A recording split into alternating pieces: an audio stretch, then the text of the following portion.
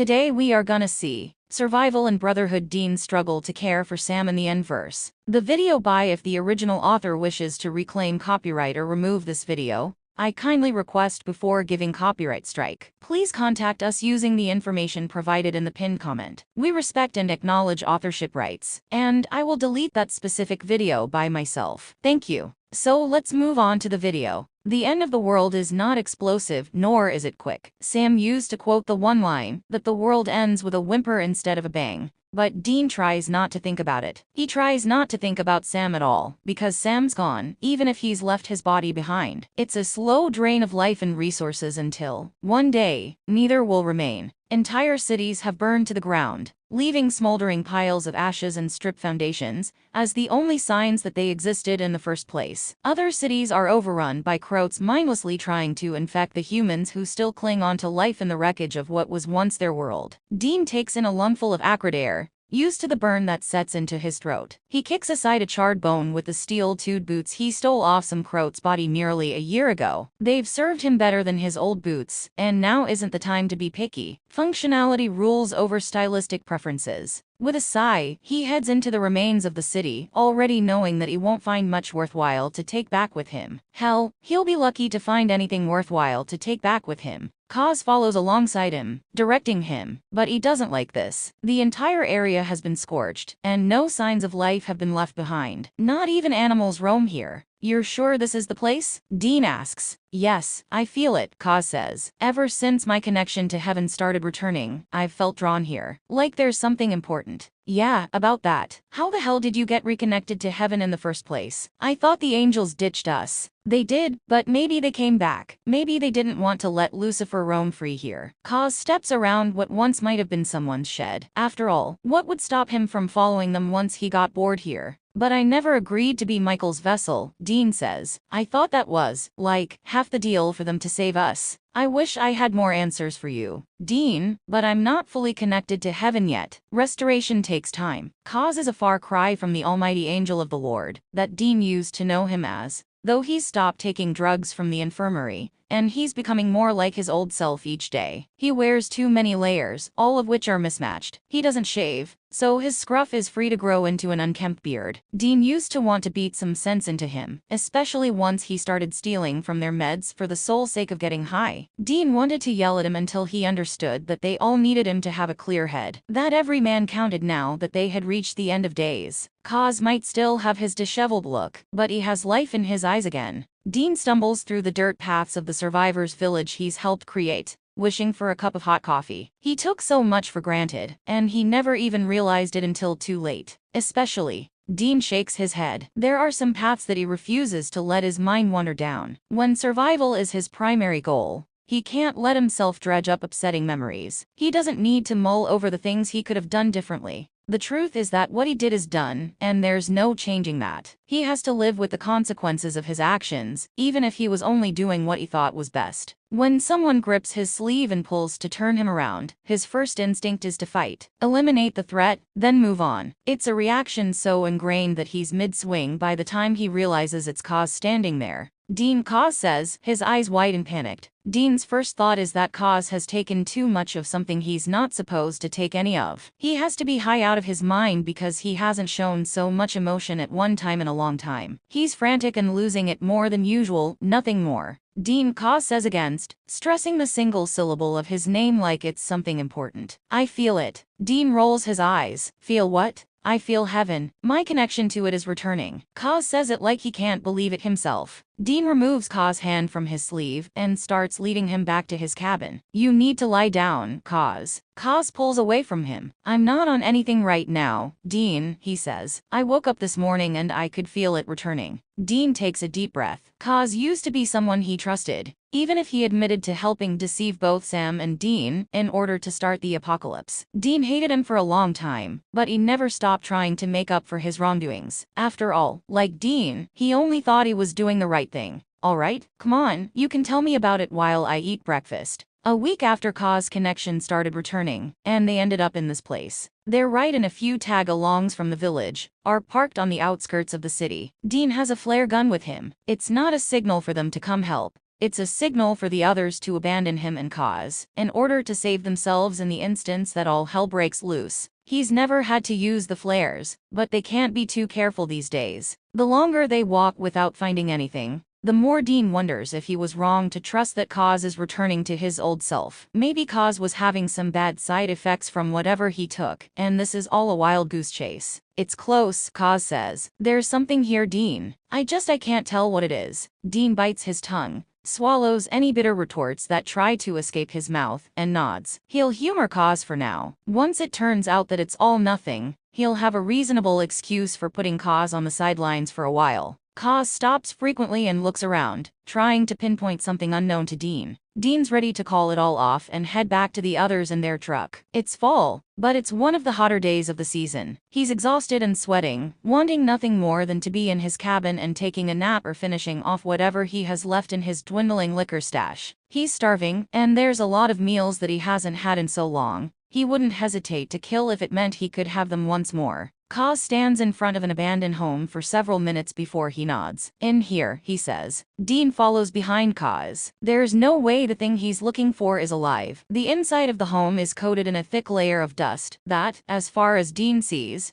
hasn't been disturbed in the slightest. It's a strange side of a forgotten past. There's a TV in the corner, positioned to be visible by all occupants of the couch. There are some toys laying on the ground, signs that there were children living here once before the apocalypse hit them full force. Thinking about the apocalypse and the lives it destroyed brings a sudden rush of anger with it, but there's an undertone of guilt. It wasn't all he's at fault, too. Is it true? Did I break the first seal? Dean asks. He feels like he's been hit by a truck, and he's not going to be released from the hospital anytime soon. But the question is tearing him apart more than Alistair did. Kaz confirms that he did, and Dean wishes that Alistair killed him. He was raised to believe that he was a hero, but now he learns that he was the beginning of the end of the world. For the first time, but certainly not the last, Dean thinks that it would have been better if he hadn't brought Sam back. He knew it was selfish when he made the deal, and the world keeps throwing shit at him and mocking him for his decision. The dead should stay dead. He knows that. He used to repeat it after his dad sold his soul for his life. He just can't seem to take his own advice. He follows Kaz up to the second floor of the house, where there are visual disturbances that someone or something has been in the house recently. The dust is not settled in a thick blanket, and the floor is spotted with scorch marks and bloodstains. He steps over glass shards and tipped over furniture. How can something get to the second floor of the house without touching the first floor? He checks the windows, but finds that they're secured, and the locks won't budge. They aren't broken enough to allow anything to slip into the house, just covered in thin cracks instead. He considers the possibility that it's a split-level house, but the stairs to the upper level aren't separated from the lower level. It's been a while since he's hunted something that wasn't a croat, but he thinks that the disturbances could be from a vengeful spirit. Although, it's still odd for the activity to be confined to one floor. That's the kind of information he'd usually get from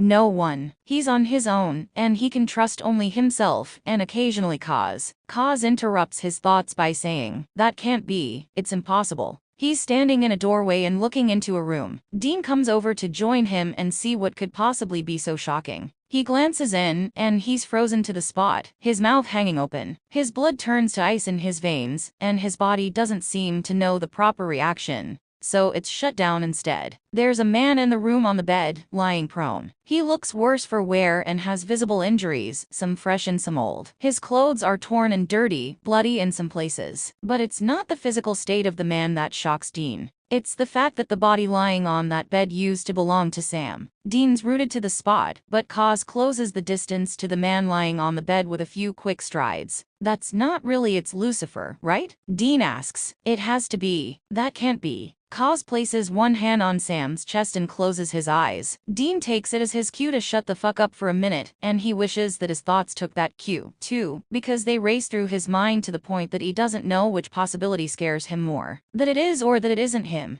Dean waits as patiently as he can, only closing the distance and joining Kaz by the body, when Kaz's eyes open wide in a panic, and he jerks his hand back like a kid who touched a hot burner. Dean grabs Kaz's wrist and looks for any sign of injury on his palm, but he finds nothing. Cause? Dean asks. He didn't realize how much he wanted it to be until that moment. It's Lucifer, isn't it? What the hell is he doing here? Why is he unconscious? Cause doesn't answer, but Dean sees unshed tears building up in his eyes, and it's starting to freak him out. Anytime one of the other survivors back at the village starts crying, he conveniently finds a way to push them off to someone else. He grips Kaz's shoulder and shakes him. You're scaring me here, Kaz. What's going on? I can't believe it, Kaz says. Believe what? It's Sam, Kaz says. Dean looks at the body closer this time, and he looks young, but different. That's impossible, Dean says. He's been dead for years. This is just a trick. It has to be. He wasn't dead for years, Dean. He's been possessed. Yeah, well, it was easier to deal with when I told myself that he was dead. But you and I both know that Lucifer wouldn't just up and leave. I don't know how or why, but there are no angels in this body, Dean, Kaz says. Only Sam's soul.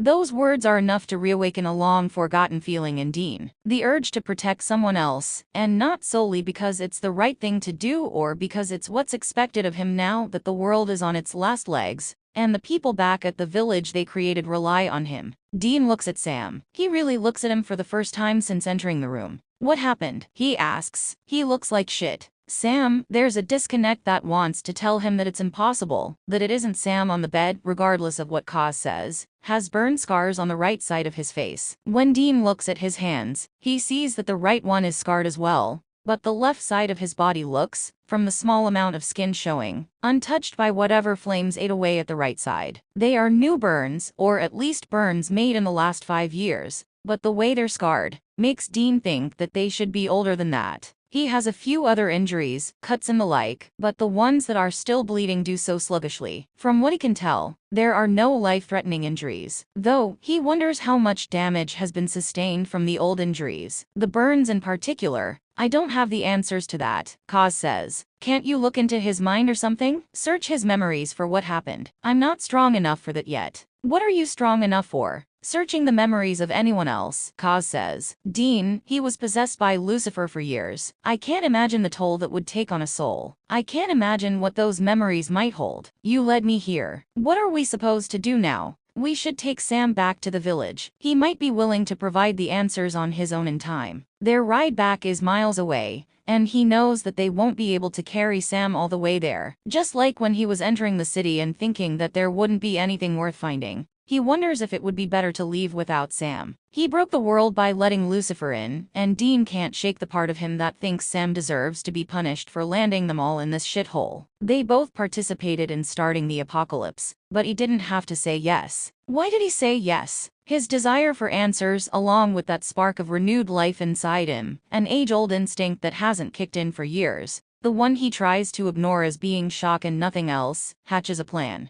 Well, this city had a hospital once, didn't it? Dean asks. I swear I saw its sign when we were walking. There might be something there we can use to lug him out of here. Do you want me to? No, Dean says. I'll go. You stay here. Kaz nods, and while he doesn't look happy with the arrangement, he doesn't argue. So, Dean takes his leave before Kaz changes his mind and decides to protest. He thinks the fresh air, or as fresh as air can get these days, will clear his head, but his mind is trying to accept something it wrote off as impossible years ago. He'd put Sam to rest, mentally, if not physically, soon after Kaz broke the news to him. Apparently, it was a pretty hot topic on Angel Radio. Dean, we need to talk. Kaz appears in his motel room in the middle of the night, shaking him awake, and taking the risk that he might find himself on the receiving end of a knife wound. That can't kill him anyway. Kaz, can't it wait until morning? I'm exhausted. It can't. Dean groans, but sits up in bed and fumbles to turn the lamp on the nightstand on. It flickers and it's dim, but he's stayed in worse motels, and at least it works. What? Dean asks. What is so important that you have to barge in here in the middle of the night? He's been hunting, and having to do all the work on his own has proven both frustrating and tiring. He's hunted alone before, but he grew so used to Sam taking on large chunks of the work that being solo again is taking some adjusting, even months later. It's Sam. If Dean wasn't awake before, he is now. He hops out of bed and starts pulling on clothes, not caring about how disheveled he looks. He's been wavering for months about calling Sam and maybe meeting up just for a day or two, just to check on him and make sure he's okay. since he hasn't been in contact after Dean said they needed to pick a hemisphere and stay away from each other. Where is he? Dean asks. What happened? Ka's hands on his shoulder stop him, but the bone-deep sadness in Ka's eyes is just as chilling. Dean, Sam said yes. Dean stops packing his things and getting ready for a marathon drive to his brother. What? Sam let Lucifer in. He's not Sam anymore. Dean falls back to sit on the motel bed, making it creak in protest at the sudden weight. Sam would never, would he? How could? The only thoughts surfacing in his mind are half-finished questions of disbelief. This is the very thing he was trying to prevent by keeping Sam away. What happened? Do you know why? Dean asks. Kaz shakes his head. No, but every angel felt the pulse created when an archangel possesses their true vessel, and it's been the only talk among angels since. What do they say? They celebrate. This is what they've been working towards, Dean. It's the end of Earth. Dean sits up straight once he hears that. They're celebrating? Don't you remember talking to Zachariah the night that Sam freed Lucifer? Kaz asks. We kept you away so that you couldn't stop Sam, or that was the original plan. You know that angels wanted the apocalypse. Why wouldn't they be celebrating? I thought they got what they wanted when Lucifer rose. They did. Sam accepting his role as Lucifer's vessel is the second thing they wanted, and the third is you accepting your role as Michael's vessel. That's not happening. Dean says, I'm not saying yes to Michael, so they can use my body to kill my brother when he kills his brother. Dean, the angels aren't going to leave you alone when they're so close to getting what they want. Is it what you want, too? Dean asks. He needs to know how alone he is in this world that's on its last legs. If Kaz is on the angel's side and Sam isn't Sam anymore, then he has no one left. He should go to Bobby's, see if they can figure something out, but he's too numb to do as much as move off his bed. It's what I used to want, Kaz says, speaking slowly like he's hand-picking his words, and only wants the ones fit for harvesting. But, like Anna, I started questioning. So, what do you want? Something different, Kaz says. I don't think it's fair for the humans to die by the millions for the angels' form of paradise. Dee nods. So, he has Kaz. That's good, it's great, but when he can't have Sam at his side is when he wants him there the most. Do you need me to stay? Kaz asks. Dean shakes his head. I'd like to be alone for now. Kaz is gone as quickly as he arrived. When he's alone, no one will see his breakdown. No one will ask him the questions he can't answer, and he won't be able to respond in kind with questions they can't answer. He's left alone to think over every decision that he's made before and after him, and Sam went their separate ways. He tries to remember what the last thing he said to Sam is, and then he wonders what he could have said differently, what he could have done differently, if he could have kept Sam from saying yes. Then, his hands form into tight fists that leave his knuckles white. How can Sam do this to him? How can Sam do this to the world? And why? Why? The hospital is a matter of blocks away, and the memory keeps Dean from realizing that he's walked that far, until he's at the hospital's main entrance. Odd that there are no Croats in the city that he's seen, but empty cities like this are becoming common. With Lucifer being separated from his true vessel, maybe there is an end to this mess in sight. The automatic doors no longer work, but Dean is fine using the old-fashioned push and pull door. The place isn't in top condition anymore, but it's held up better than some of the other places he's seen. He remembers a time when hospitals had a too clean chemical smell to them, but that time passed long ago. If he's lucky, not all the supplies have been picked over, and he can restock some of the medical equipment back at the village while he's there. The voice in the back of his mind chimes in that he looked in need of a little patching up, too. But first he needs to find something to get him back to the cars they brought along, and the village later. A wheelchair, a gurney, his top choice. Hell, he'll settle for a table with wheels. And, after 5 years without him,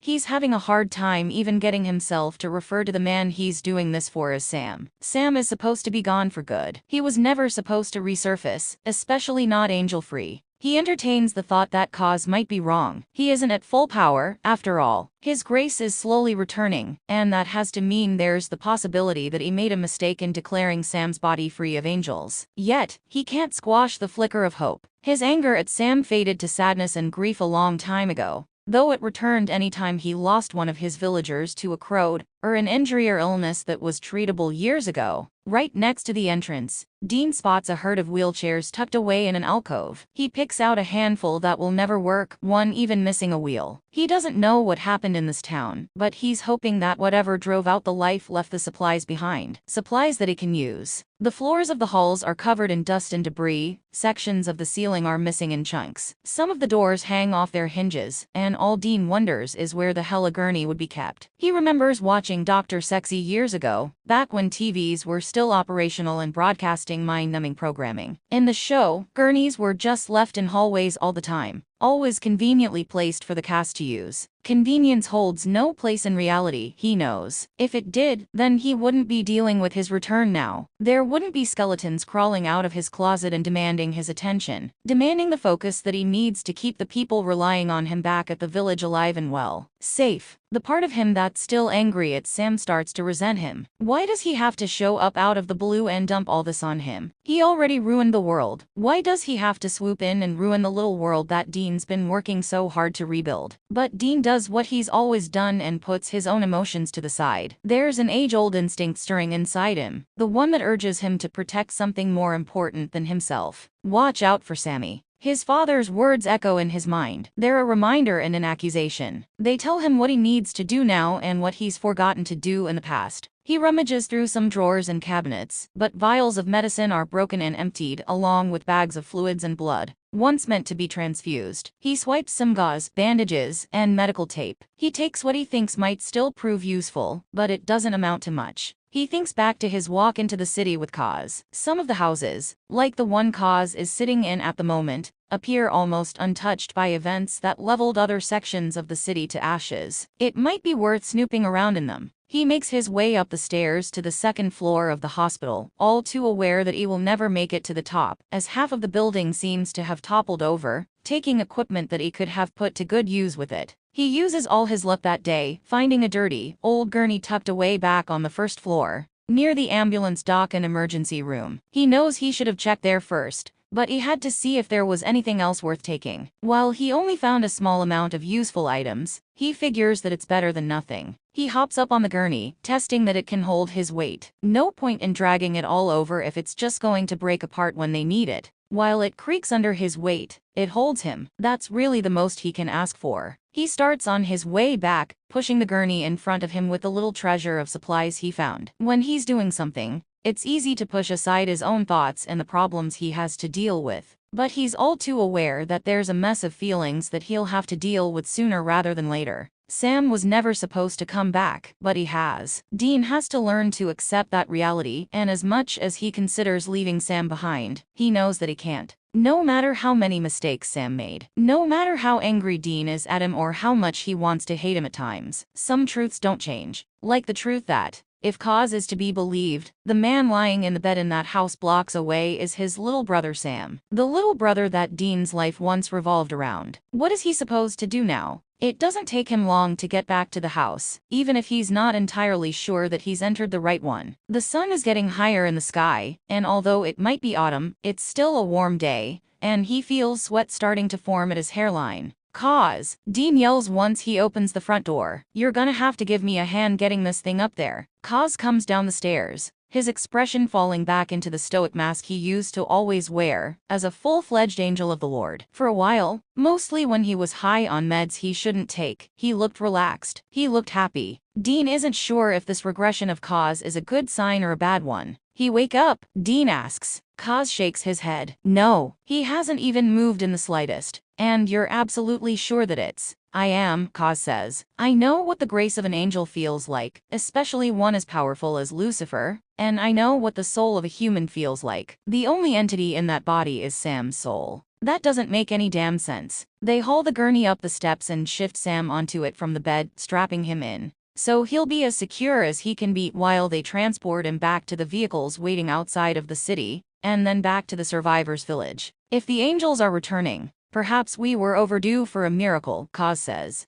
This isn't the kind of miracle that I would have had in mind. You can pretend all you want, Dean, but I've watched you over the years. No matter how much you try to hide it, you could never eliminate your love for your brother. I hope he was somewhere better. That Lucifer at least had the courtesy to give Sam peace, since he agreed to be a vessel, Dean says. I think that it's a good thing that he's back, Kaz says. You've changed a lot, Dean. Maybe it's time for you to return to your roots. Maybe it's time for all of us to return to our roots. Dean looks at Sam. He looks at his peaceful face and his pale skin that's marred by horribly prominent burn scars. He's not sure he remembers how to be the man he once was. His roots have been burned away, and he's not sure it's possible to find them again. Oh, shit, is that guy alive? It's Alan who asks, an able-bodied man who listens well enough to stay off Dean's bad side. But his tendency to say what's on his mind without thinking it over irritates Dean all too frequently. Unlike some of the other villagers, Alan didn't have any hobbies that left him with valuable skills once the apocalypse hit. But he can drive and he learned how to shoot a gun, and that's all Dean needs from him. No, I just decided it'd be fun to drag a corpse around with us, Dean says. He's not infected, is he? Alan again. You really think I'd bring a Croat back and drag him into the village? The truth is that Dean never considered the possibility that Sam could be infected. But then he remembers Sam having a vision that led them straight into River Grove, as it was filling with Croats before that became their common name. He remembers a nurse locking herself in a room with Sam to infect him. Sam looks so young sitting on the examination table. His eyes are red, and he can't seem to stop the flow of tears pouring down his face. Dean's gun is heavy in his hands, 2 bullets waiting. If Sam goes, he follows. No matter how much Sam begs him to reconsider. No matter how much Sam begs him to continue on and finish their hunt for the demon. No matter how much Sam begs for the gun to off himself and let Dean live his own life. Because Sam doesn't understand that Dean's life isn't worth living without his brother. He wonders where along the line that changed, because he's made it years without Sam as a presence in his life. For now, he's certain that Sam isn't a Croat. He was infected in the past, and nothing happened. He has immunity from the very infection that ravaged the world. The very infection that continues to ravage the world. We'll quarantine him once we get back, if it makes you feel better. Alan nods along with the others who have been staring. Beth and Trevor, who make up the rest of today's team, but apparently thought better of questioning Dean. Kaz helps him get Sam into the back of one of the trucks. Maybe they hadn't questioned him then, but he will have a lot to answer for in the coming days. Hell, the coming weeks. The only mercy is that very few of the villagers know that it was Sam who housed Lucifer or even what he looks like. Kaz, Chuck, and himself. It's a number that's dwindled since the kickoff of the apocalypse, and he wonders what Bobby would say if he could have been there when he shows up with Sam. Do you think we should take the gurney back? Kaz asks. I don't know, Dean says. Do you think we'll need it? It might make things easier if what? Kaz doesn't answer. He won't even look at Dean. If what, Kaz? He asks again. If Sam doesn't wake up. The words hit Dean with a force that he doesn't expect. Something like that's always a possibility, but he hasn't let himself really think about it. He's spent his brainpower on trying to get a handle on the anger and frustration that seeing Sam renewed, and trying to figure out how he's supposed to deal with Sam, appearing out of fucking nowhere injured and scarred and angel-free. He hasn't considered that he won't have to deal with any of that. He hasn't considered that Sam might just permanently fade from his life a second time. The mess of feelings that come with those thoughts are too much for him to sort through at the moment. Is there room for it in the other truck? He asks. We can probably make something work, Beth says. Then, make it work. Dean helps, and it takes a lot of fussing for them to get everything in order. But they manage to load up the vehicles and start heading back to town. In another lifetime, Dean would have been unable to leave Sam's side, especially an injured and unconscious Sam. Times change, though, and Dean doesn't want to be near him. So, he shoves Kaz into the truck to ride with Alan and Sam, while he tags along with Beth and Trevor. He doesn't want to deal with making sure Sam is still breathing or trying to stop himself from punching the dumbass, when he's already in rough shape. Instead, he's happy to sit in the bed of a pickup truck next to an old gurney, listening to the shitty remnants of the world around him as they start the bumpy trip back to Camp Chautauqua. Chuck is the first to greet them at the gate of the village, and he buzzes about with his clipboard as he tries to take inventory of what they've scavenged during their trip, which Dean hates to say isn't much at all. If he thought Chuck was neurotic before, that's only increased since the world started dying. He keeps careful track of all their resources, which Dean can't deny has proved invaluable. Going over the numbers again and again, until he recites them in his sleep. At least, Dean imagines he does. Dean and Kaz grab the gurney, and Chuck follows them around to the second truck. "What's that thing for?" he asks. "Why a gurney? Why not?" "I don't know. Food or something that we could actually use?" "We are actually using it," Dean says. He opens the door of the truck, and he hears Chuck's clipboard fall to the ground. What? Dean, you didn't? That's not you brought Lucifer back to the village? What's wrong with you?" he asks, leaning in close and whispering in Dean's ear, so the others don't hear him. "It's not Lucifer," Dean says. Kaz helps him get Sam out of the truck and onto the gurney. He doesn't know if being manhandled hurts Sam, but even if it does, Sam remains silent and in the same deep level of unconsciousness he's been in since they found him. "Well, it can't be." "It is," Dean says. "Well, if you believe Kaz and his newly returning angel juice." They roll the gurney towards the cabin that's the farthest away from the rest of the village, their quarantine cabin. It was used more in the early days, before Dean learned the early signs of someone turning into a croat. Now, it's rarely used. Dean knows that Sam's not a croat. He's immune to the virus, possibly the only person alive who is. The problem is that only him, Kaz, and Chuck know that, and he can't explain it to the rest of the village without having to explain more than he'd like to.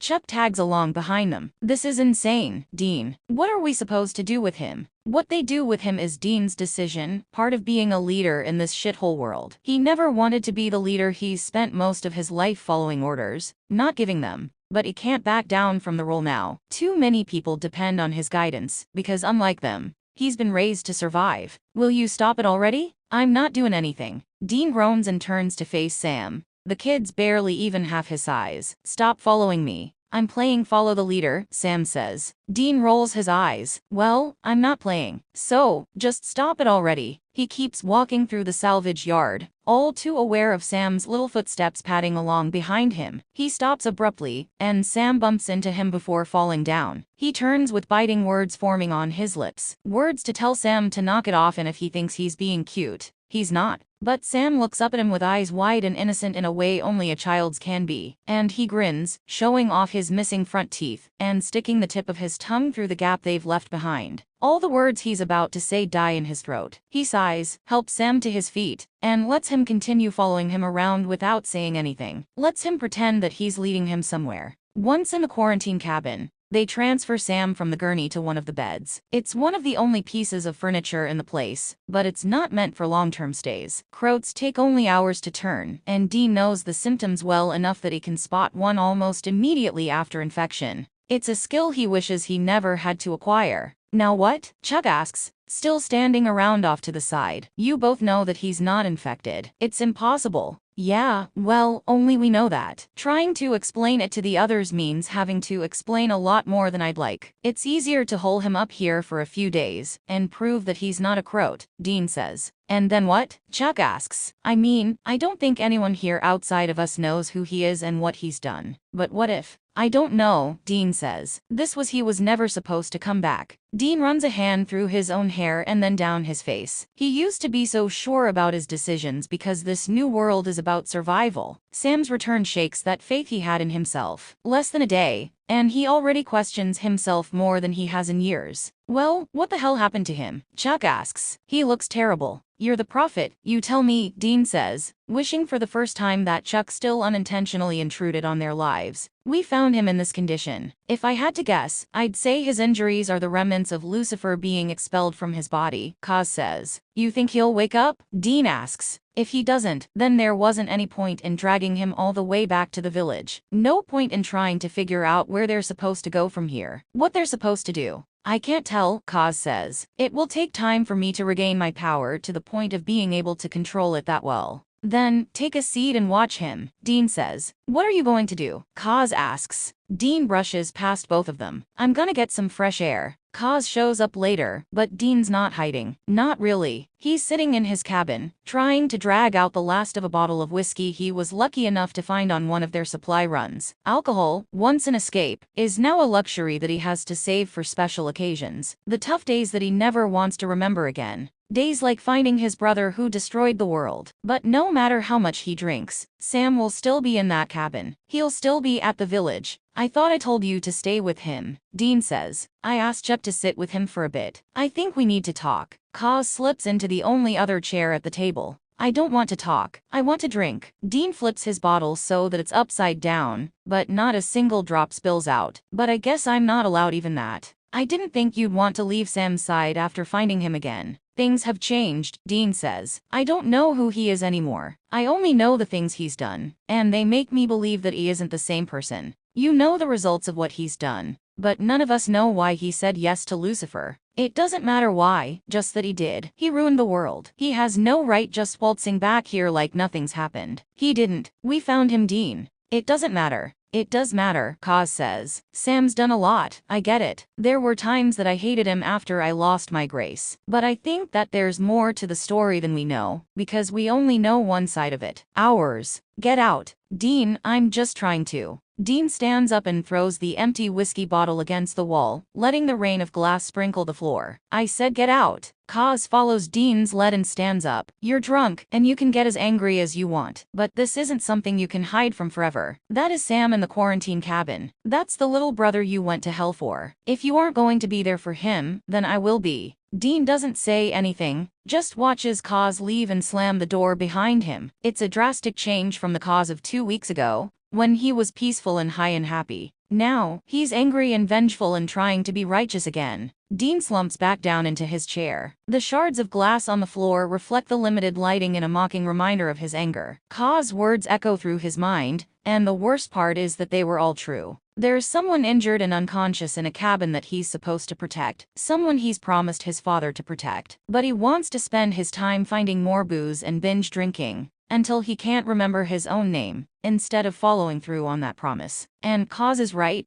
They don't know what led up to the end of the world, other than what they experienced and witnessed for themselves. He doesn't have any answers from Sam. There were so many times after they separated that he considered calling Sam just to check in on him. Would it have made a difference? He can't sleep. No matter how many times he lies down and closes his eyes, he's always assaulted with memories. Memories of him and Sam before things were so complicated between them, before they broke the world. He tosses his blankets off and grabs his jacket, pulling it on as he slips his feet into his boots and heads outside. The days might be a little warm, but the nights have the chill of the coming winter creeping in. He considers seeking out one or another of the women living in the village, but waking up in one woman's cabin always leaves another woman upset. That's the problem with a life settled in one place. The people he interacts with are people he's stuck living with for the foreseeable future. He can't just have his fun and move on, leaving the heartbroken women behind, physically and mentally. He takes a turn and heads to the quarantine cabin. Soft light spills from its windows, a flickering light indicative of lit candles. He knocks twice and enters without waiting for an invitation. The cabin only has a handful of rooms, and he walks into the bedroom after taking only a few steps. What are you doing here, Dean? Kaz asks. He's settled in a wooden chair, slouched to the point that he looks like he's trying to sit on the floor instead. Dean sees the shadows under his eyes, and knows that, despite the slow return of his grace, Kaz is still more mortal than angel, and he's exhausted himself watching over Sam. There's a touch of something that Dean thinks might be guilt rising in his stomach. This is his responsibility, his all but forgotten duty to hold bedside vigil for a hurting Sam. And he can't even bring himself to say Sam's name out loud anymore. Kaz might think he needs to find his roots again, but he knows exactly where they are. The problem is that they're wilting away. I couldn't sleep, Dean says. You thought coming here might help? I don't know, but I shouldn't have lost it like I did earlier, Dean says. I'm sorry. It's a lot to take in, Kaz says. Yeah, I know that you're still angry about a lot of things. I know that you still resent Sam for a lot of what's happened. But don't you think you should at least give him a chance to explain? And if he doesn't remember any of it? What if he can never be a functional human again? Or if he never wakes up, how is he supposed to explain his actions then?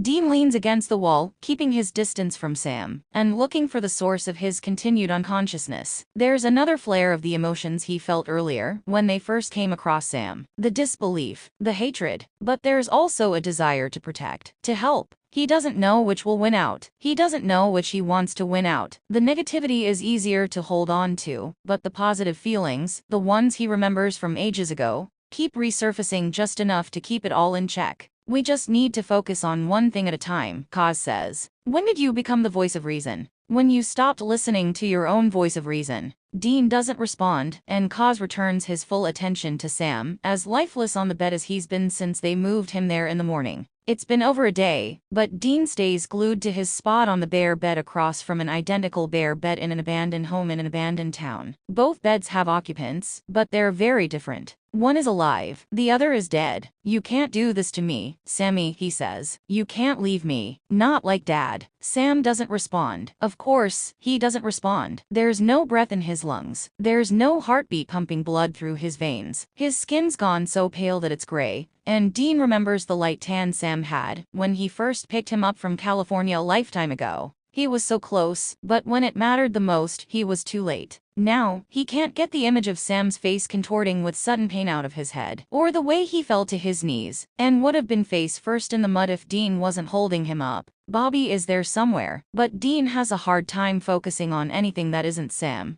Cold and still on a bed that's stained with the last of the blood he would ever bleed. Please, Sammy, you can't leave me. Not like this, he says. I'll take you back to college if you want. I'll let you choose whatever path you want to take, just as long as you're alive to take it. I think I'm still a bit buzzed, Dean says. I'll just. Dean doesn't finish any of his sentences. Instead, he turns and leaves the cabin behind, his brother and Kaz inside it. He heads back to his own cabin and locks himself in it. Whatever problems the village has tomorrow morning, they can deal with it themselves. He needs sleep that he knows he won't be getting tonight. For the first time, he feels like he doesn't belong in his own home. A week passes. A week without a single hint that Sam's alive beyond the fact that he's breathing and has a pulse. They moved him from the quarantine cabin to the closest thing they have to an infirmary, an old building that was a clinic once. They're lucky enough to have a man, David, who was a paramedic, and a woman, Annette, who was a nurse manning the infirmary. While they might not be doctors, Dean's a beggar and can't be a chooser. He'll take what he can get. The day after they found Sam, Dean was sent out with a small group to find supplies. Once it became clear that he isn't waking up anytime soon, he was asked to find fluids to keep Sam hydrated, at the very least. He came back empty-handed. He's already scavenged every nearby city, and he didn't want to spend too many days going farther and farther away in his search,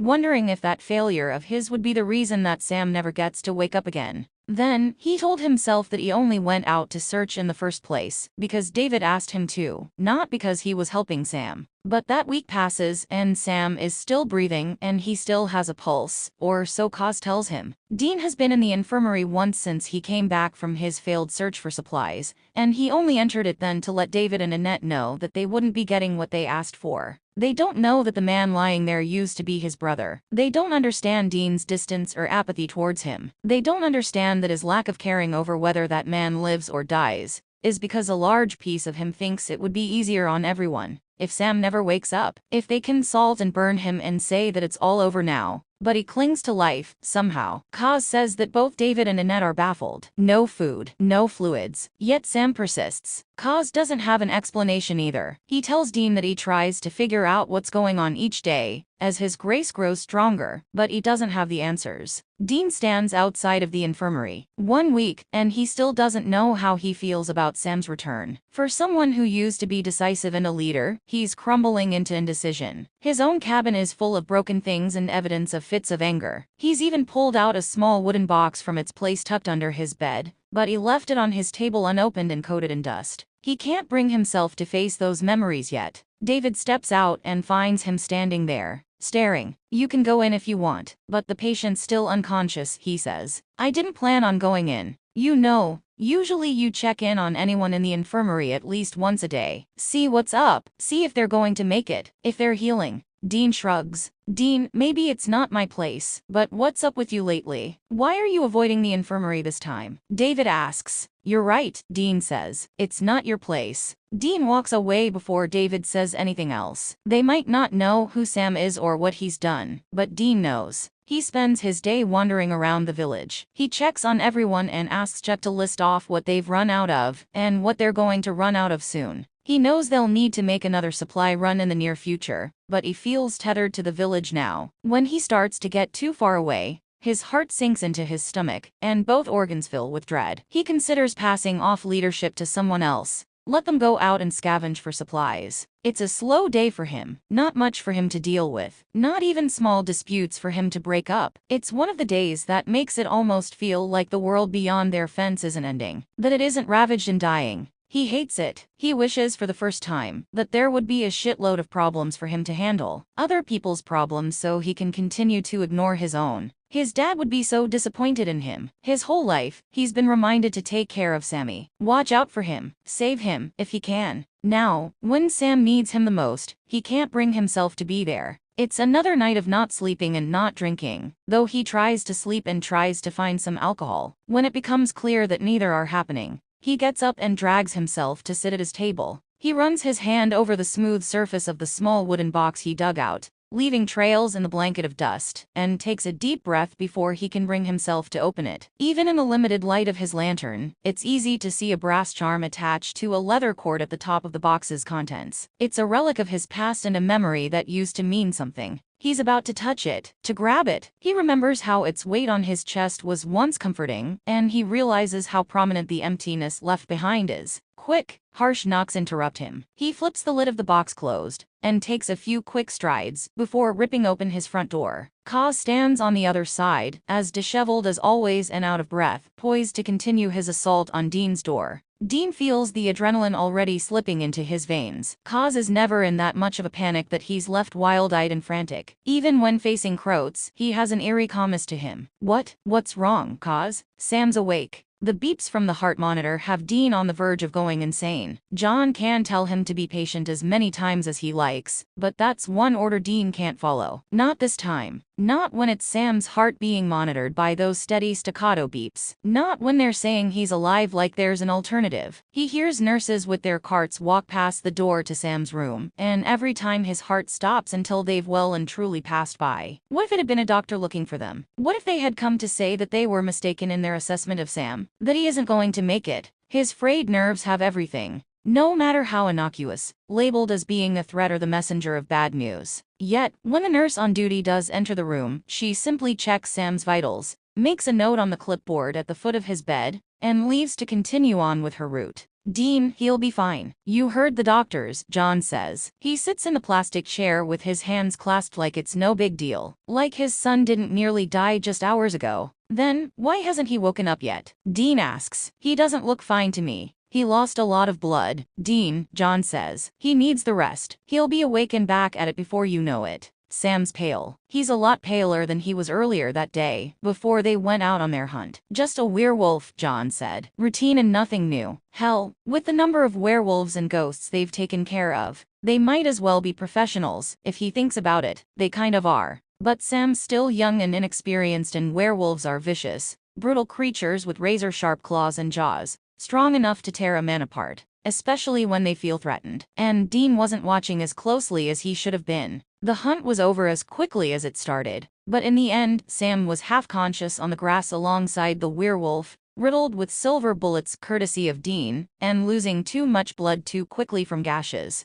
that Dean could only hope were from claws and not teeth. He'd lose it if Sam was bitten. And now, for the first time, Sam's been seriously wounded, and he's the one in the hospital bed, swathed in clinical white, instead of John or Dean. Dean's not sure at which point he falls asleep, but he knows that he wakes up to his dad shaking his shoulder. Sammy's awake, he says, a tired smile gracing his face. He'll be fine. What? Sam's awake, Kaz repeats. He says it slower, enunciates it better. Dean puts his boots on without realizing he's moved at all, and he's following Kaz to the infirmary, because his muscles have taken over since his brain is malfunctioning. One foot finds its way in front of the other, and the pattern continues until they stand in front of a set of stairs that Dean can't bring himself to climb. The stairs that lead into the infirmary. Kaz is 3 steps up when he notices that Dean's no longer following him. He looked over his shoulder and says, Dean, would you stop? What am I doing here, Kaz? He asks. The little boy that he used to drive himself insane worrying over is gone now. That man in the infirmary, he's a stranger. If he's awake and intact, he'll be just another mouth to feed. Another liability to deal with, because it's hard to know the after effects of being Lucifer's vessel. Well, beyond that they aren't good. He's not someone Dean needs in his life anymore. Dean doesn't want him in his life anymore. You're here to see your brother, Kaz says. He sounds as confused as Dean feels. I told you that he's awake now. I know, but that doesn't mean I have to see him, Dean says. I saw him in that abandoned city. I saw him in the quarantine cabin, and when we first brought him here. What makes this time different? And he knows, somewhere deep within himself, exactly what makes this time different. Proof of life. He isn't comatose, at least. The problem is that he's afraid he won't recognize Sam's eyes. Or worse, he will. Kaz grabs a fistful of Dean's shirt and pulls him up the stairs to the door of the infirmary. Not that Dean actively resists. He's awake this time, Kaz says. That's what's different. That's why you should be here. It's then that Dean pulls away from Kaz's grip. I don't want to see him awake, because all I'll remember is that it's his fault I've had to watch the world deteriorate. He was not the sole cause of the apocalypse, Dean, Kaz says. Maybe not, but he sure as hell put the final nail in the coffin. Then, go back home, Kaz says. Hold on to your anger because you're too afraid to feel anything else. I brought you here because I remember a man who loved his brother so much. He sold his soul to save him. But maybe that man is as dead as you like to believe Sam is. Kaz turns his back towards Dean and enters the cabin.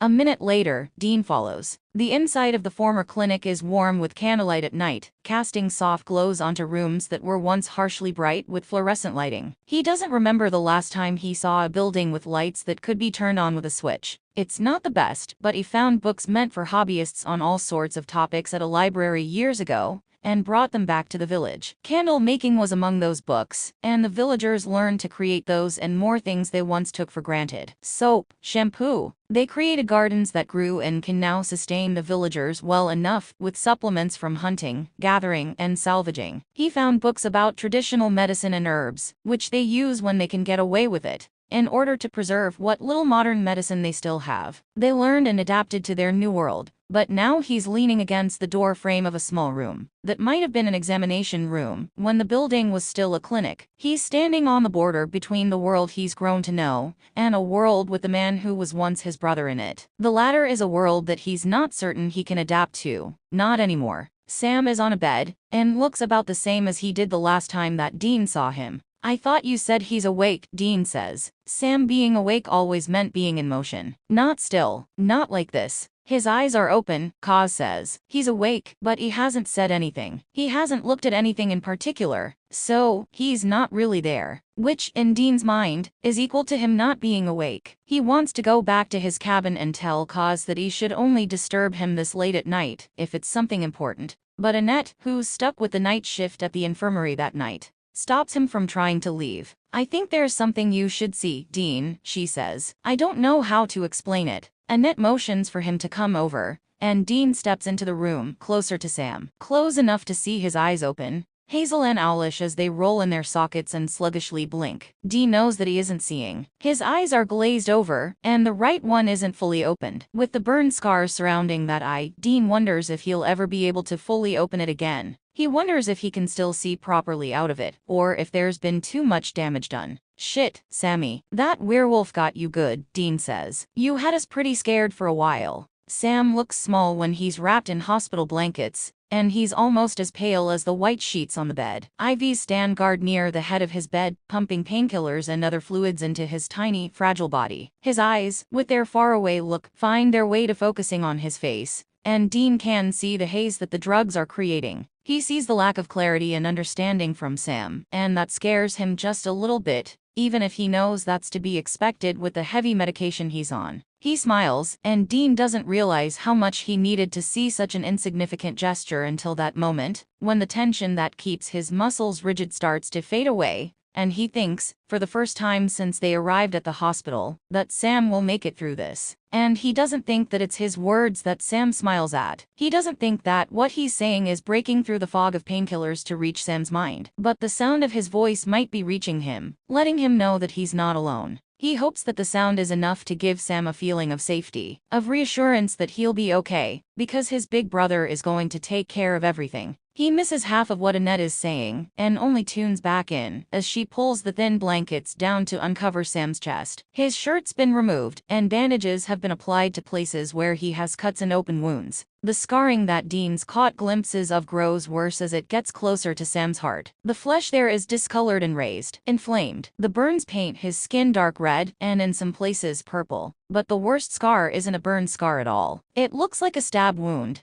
a line of raised, twisted flesh. Annette clears her throat. I have no idea what could cause such a pattern of burns, but I do know one thing. She puts her hand over the stab wound and gently grazes her fingertips over its surface. With a scar like this one, he shouldn't even be alive right now. This was made by a blade, and judging from the scar, it would have gone quite deep. Deep enough to pierce his heart. How's that possible? Dean asks. He sees the steady rise and fall of Sam's chest as he breaths. He sees the unfocused, but open eyes languidly take in his surroundings, as if he can see them and comprehend that they're there. The man lying in front of him is a man who is very much alive. Maybe it would be better if he wasn't, Dean thinks. Annette shrugs. She tries to smooth back the hairs that have escaped from her ponytail, but they find their way back in front of her face almost immediately. I wish I knew, but I don't have those answers. If we knew what happened to him, then maybe. He hasn't spoken or anything, Dean says. He doesn't ask it as a question, because he already knows the answer. No, which makes it difficult to tell how much damage was done beyond what we can see. Dean looks at Kaz, who shakes his head and glances over at Annette. Dean nods, message received. Kaz knows something, but it's not something he wants to share around others. Sam's eyes slip shut again, and Dean lets out a breath he didn't realize he was holding. This all feels wrong, unnatural, even if part of it does feel more natural than breathing. He hopes that he might wake up in the morning and find that it's all been a dream. He'll go back to just being the leader of Camp Chautauqua, and he'll do it without complaints, because that's a job he knows. It's a job he understands. He doesn't know how to deal with a Sam who said yes. A Sam who's come back after years, scarred and angel-free. A Sam who has mysterious scars that signal he should be dead, but he isn't. And he knows that he should care more. He promised years ago that he would look after Sam. He made that promise again and again. But when he looks at Sam, the emotions are so mixed that he wouldn't know where to begin sorting them. He hates Sam, but never fully. He spreads that hate to Lucifer and himself, as well. He spreads it to the angels and demons who played them to send the world into their form of paradise. He's angry, but that's a default reaction for him most days now. He's angry at Sam for his choices. He's angry at himself for letting Sam walking away, and then for not trying to contact him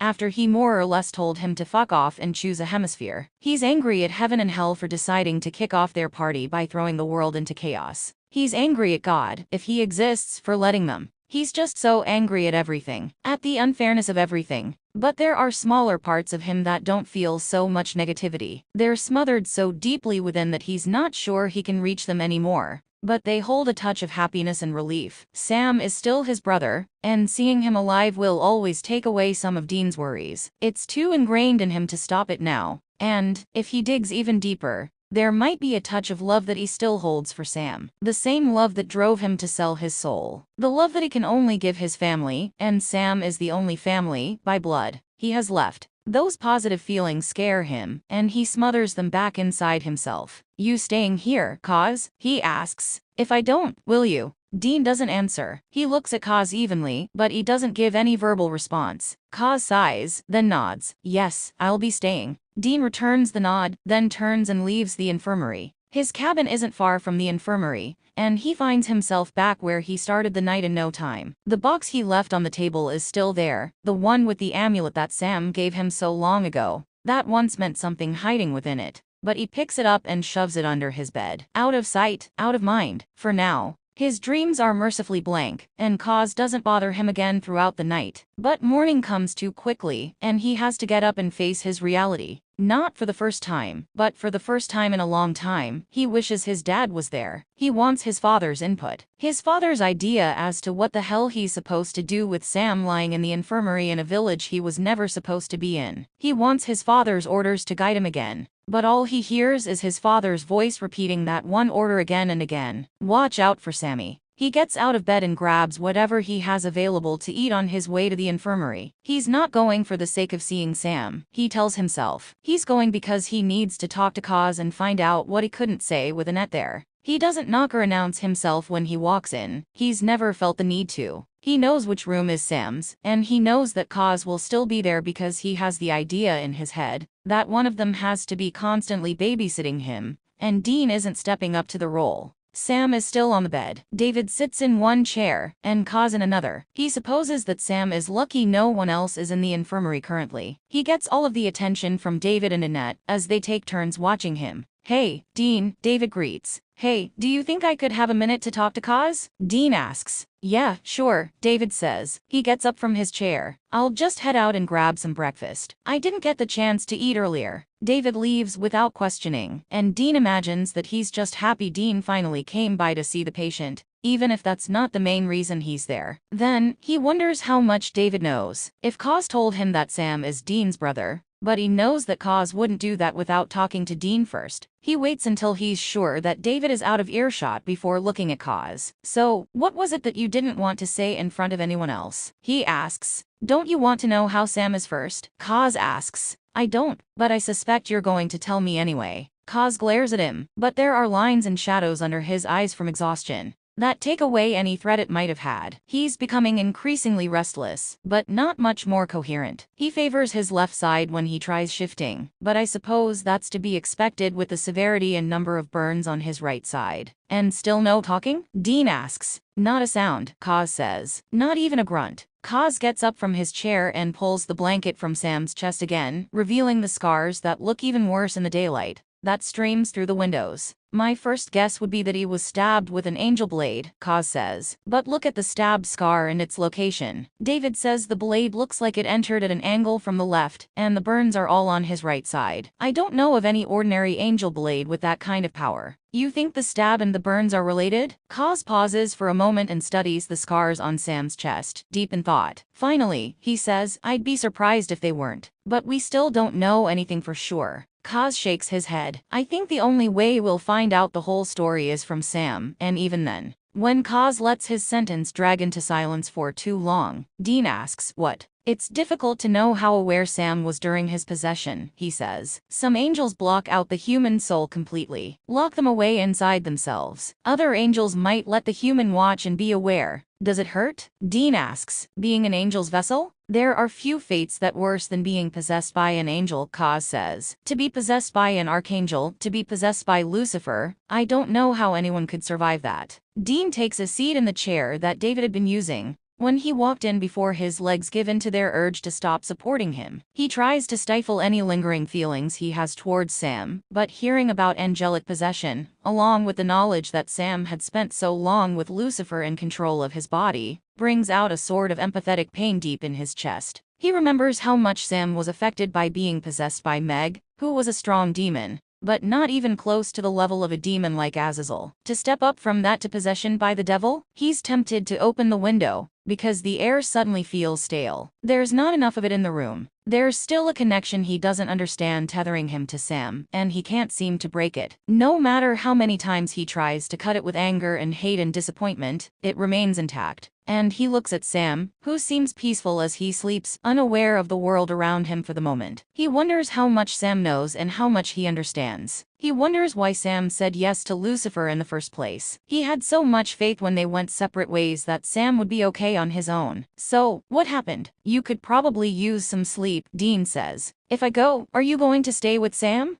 Dean resists the urge to roll his eyes. What does it matter if one of them is with Sam at all times? David and Annette can do just fine looking after him without their additional hovering. But he keeps a straight face and says, yeah, I'll stay. Because Kaz, reconnecting to heaven or not, is still mostly mortal and needs some rest. He tells himself that he's only doing this for Kaz, not for Sam. Kaz studies him, looking for any sign of a lie, most likely. But he moves on and nods. I'll be back later, he says. Dean shrugs, but Kaz has already turned his back and started walking away. He's bored. He's really bored. It's been a few hours since Kaz left to get some rest, and it's been years since Dean's had nothing to do except sit alone and watch someone who's soundly sleeping. A few times, Sam shifts, but he quickly settles again, and each time Dean lets out a breath that he never meant to hold. David returns in intervals to check up on Sam, always tossing a nervous glance towards Dean, like he suspects his presence isn't fully welcomed. Then, he lingers for long enough that Dean knows he's going to say something. And he does. He says, you and Kaz are really interested in this guy's recovery. Kaz is. I'm here so he can get some rest, Dean says. David looks at him, and Dean knows that he isn't buying it. He's been patient, but he wants his answers now. It might not have been his business the first time he asked about Dean's attitude towards Sam,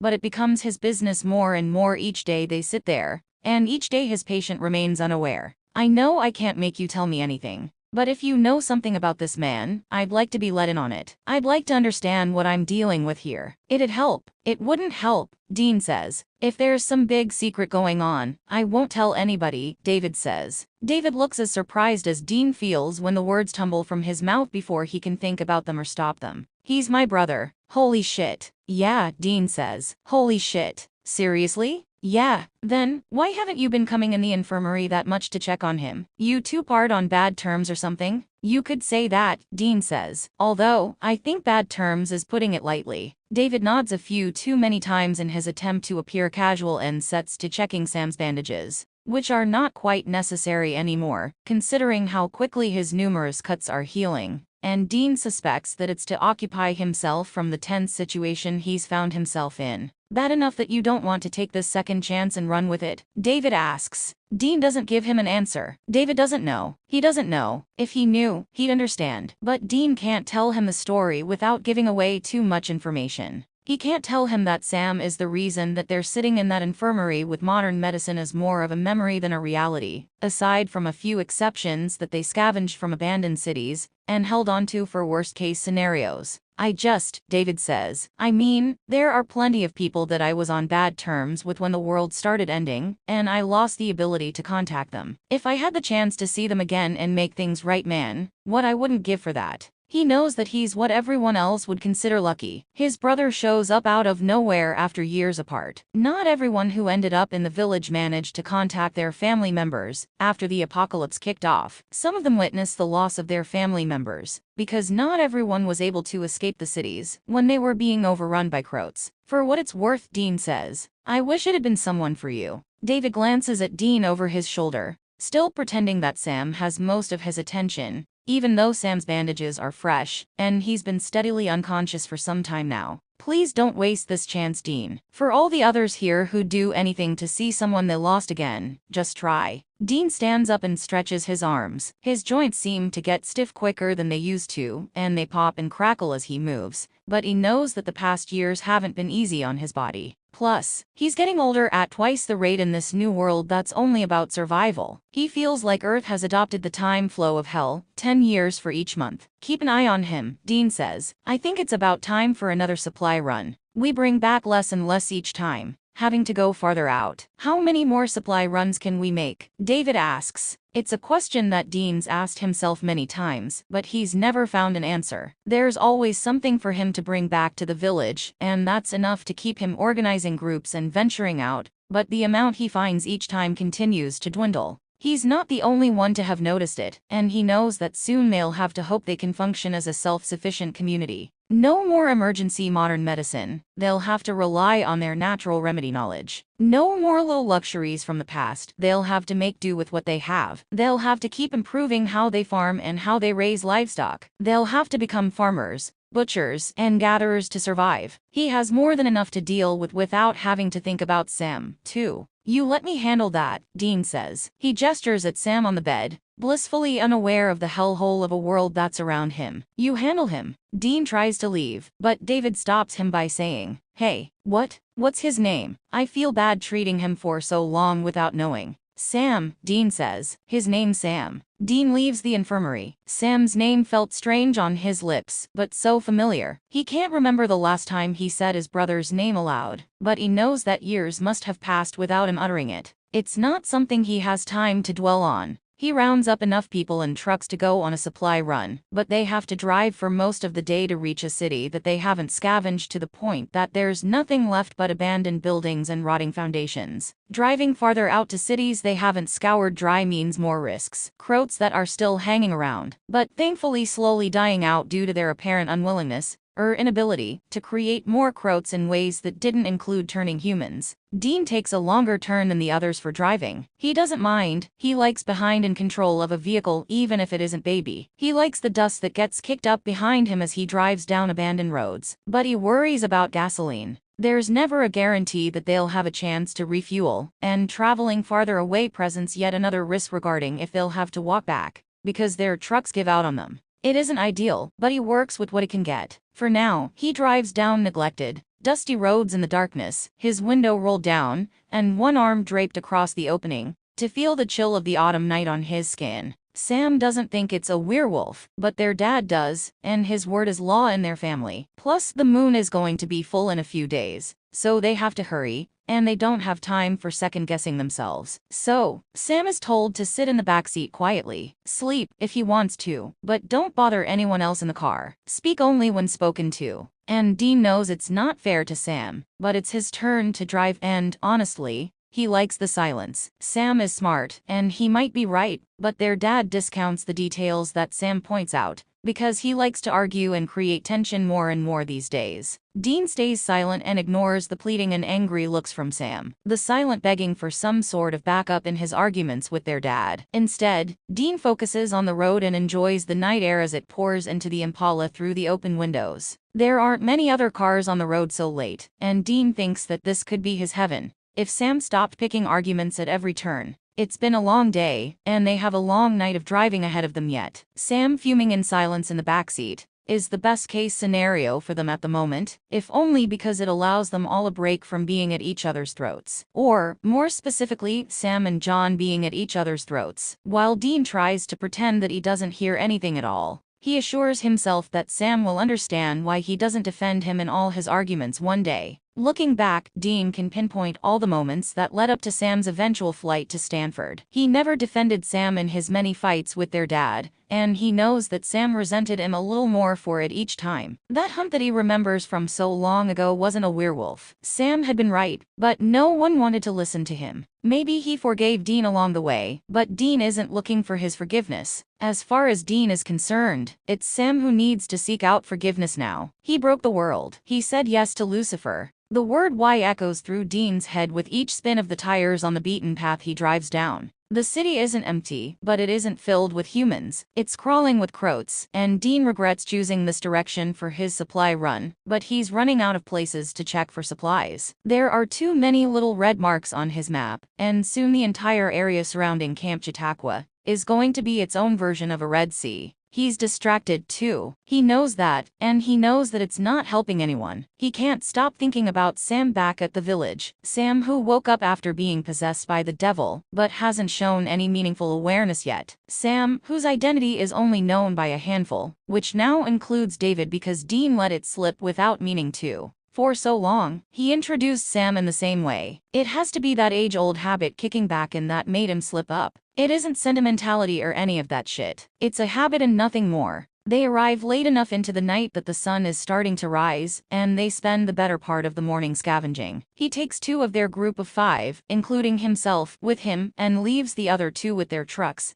so they can escape if needed. If the flare is sent up to signal that the group that went in is better of being left behind. They find some of the things that they needed, and lucked out that the pharmacy hadn't been picked completely clean. Apparently Croats had no need for modern medicine, but it's not nearly as much as they used to find years ago, when things first went to shit. And the confusion of it all meant that people were sloppy with what they remembered to take with them when they abandoned infested cities. He sneaks into a building after the Croats who look to be on patrol pass by, 2 of the villagers silently following behind him. He can't see the sign for where he's entering, but it looks like it might have been a market once upon a time. In a better world. A world filled with excess food made by strangers and served by waitresses who wrote their phone numbers on his receipt, dotting each I and J with a heart. A world filled with as much liquor as he could drink, and then some. A world with mind-numbing television shows, and his guilty pleasure, Dr. Sexy. A world where he had a brother. No, he shakes his head. He can't think about Sam right now. He can't let himself be continually distracted by the ghosts of his past. And that's what Sam is at most, a ghost, a shell of who he might have been once before. A broken man who's barely capable of waking up and staying awake for more than a matter of minutes. Shit, Dean, look out.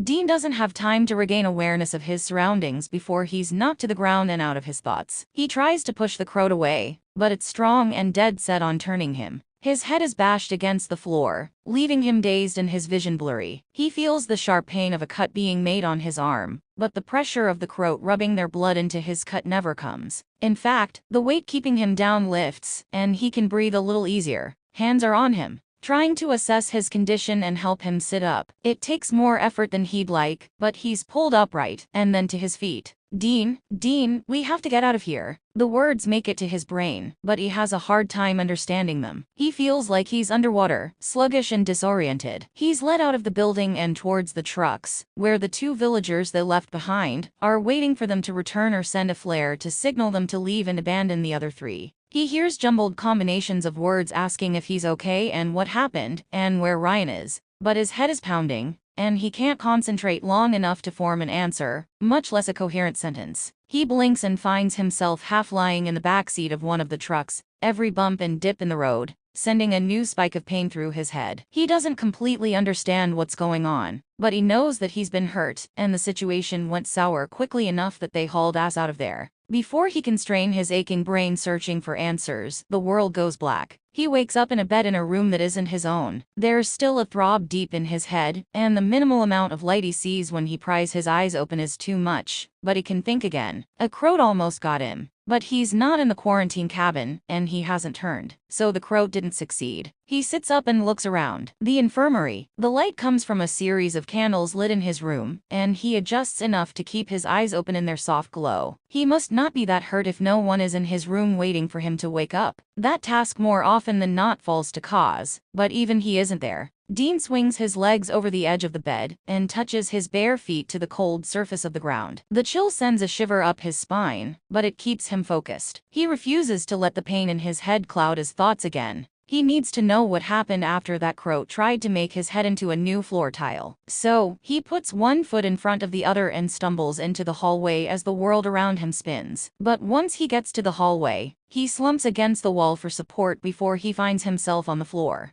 Dean, what are you doing out of bed? Cause asks, poking his head out of the door of a room farther down the hall, then storming out towards Dean. You need to rest. Dean swats at Cause's hands as he tries to help him back to his bed. I need to know what happened, he says. I'll tell you when you're lying down, Cause says. You have a nasty concussion, so you need the rest. You need to take it easy, if you can remember how. Cause grips his arm, and Dean bites down on the inside of his cheek to stop himself from making a sound at the sudden flare of pain. Cause notices and lets go. Sorry, I forgot that you were cut as well. When Cause ushers him back to the bed in a gentler manner, Dean doesn't put up a fight. As much as he hates to admit it, he doesn't have the strength to try and pretend that he can keep doing something as simple as standing. Lying back down helps ease the pain in his head, but the confusion becomes more prominent in its absence. What the hell happened, Cause? From what I'm told, a croat got you. He smashed your head into the floor and was about to infect you, but Ryan intervened. He killed the croat,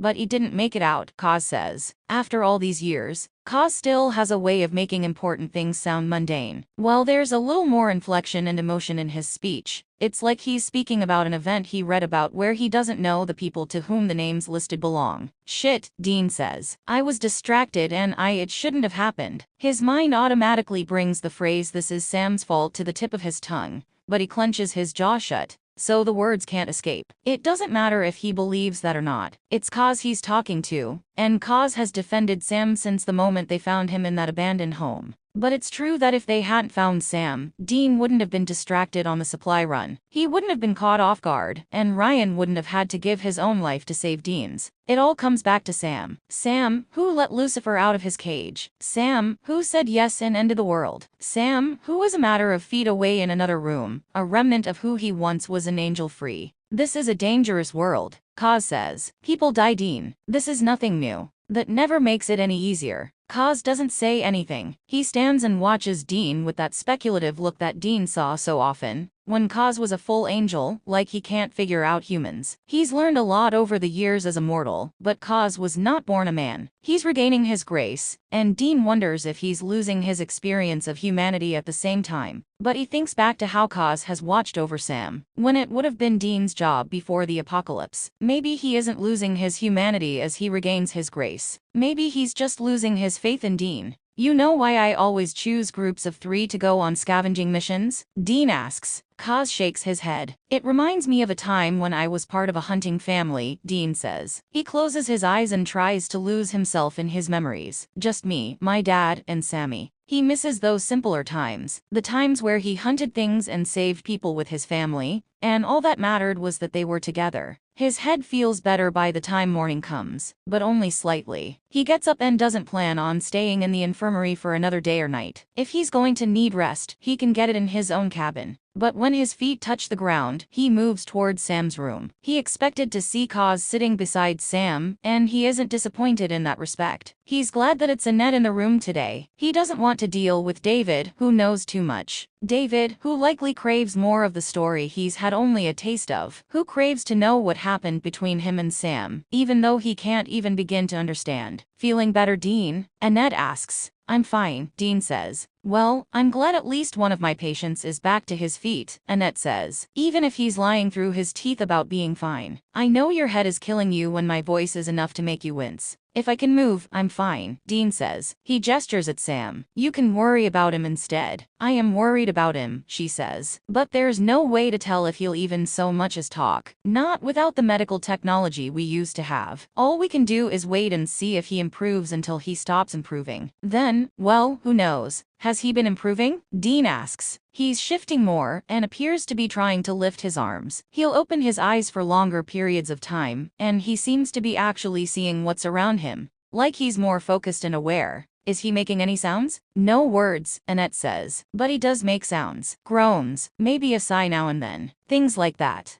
Dean nods. He doesn't know if he was hoping for Sam to start speaking or not. It'd make it easier for him to get answers as to what happened after they separated. But he doesn't want to hear Sam's justifications. He doesn't want to hear excuses. He wants Sam to suffer as much as he has over the years. He wants Sam to know he's made the wrong decision, and he wants Sam to face those consequences without an archangel taking the reins for him. Kaz says that being possessed by an archangel is a fate he wouldn't wish on anyone. But all Dean is seeing is someone who ruined the world, and now gets to check out so completely as to be unaware of the damage he's caused. He isn't being fair, he knows that. But it wasn't fair to him that Sam made the decision to say yes without saying a goddamn thing to him first. Pick a hemisphere. He might have pushed Sam away and tried to make him stay away. But that didn't mean he couldn't have called him and let him know that he was about to make a colossal fucking mistake. He wants Sam to wake up so that he can direct his self-loathing at his brother instead of having it weigh down his gut. You know, Annette says, breaking him away from his thoughts. David has started calling him Sam. He say why? Dean asks. No, but it kinda fits, doesn't it? I guess, Dean says. The silence that fills the room isn't tense, but it's close. It's uncomfortable, and Sam would be squirming if he knew he has 3 sets of eyes on him,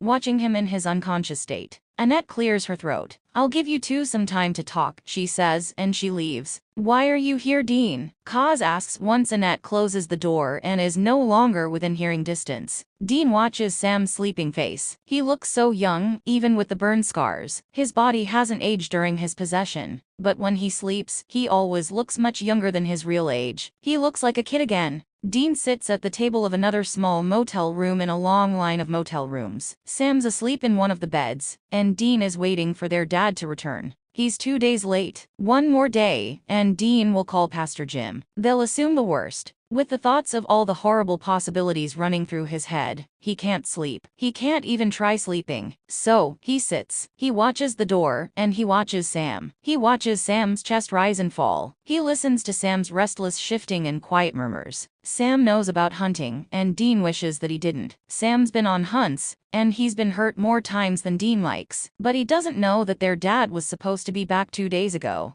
It's better this way. Dean gets up and stands over Sam, unable to believe how young he looks in his sleep. When he's awake, the reality of their lives weighs him down. In his sleep, he's free. Dean pulls the blankets higher, until they rest just under Sam's chin. He's prepared. If their dad doesn't come back, Dean's prepared to do what he has to. For Sam, I was already here, Dean says. I woke up here. Not here. You woke up in a different room. If you want nothing to do with Sam, why would you come to his room? Dean shrugs. Maybe I want answers from him. Maybe I want him to explain why he did what he did. You want to give him a chance? No, Dean says. I just want to know why he ended the world. And then what? Kaz asks. What will you do then? Kill him? Leave him on his own when he clearly won't survive? David and Annette doubt that he'll ever have full mobility on his right side again. Not with those burns. The thought of killing Sam leaves a sour taste in his mouth. The scarred, sleeping body of his brother isn't easy to look at or think about, but he's never been able to kill Sam. He's never had that in him. Even when it sent the world spiraling onto a path towards chaos and desperation,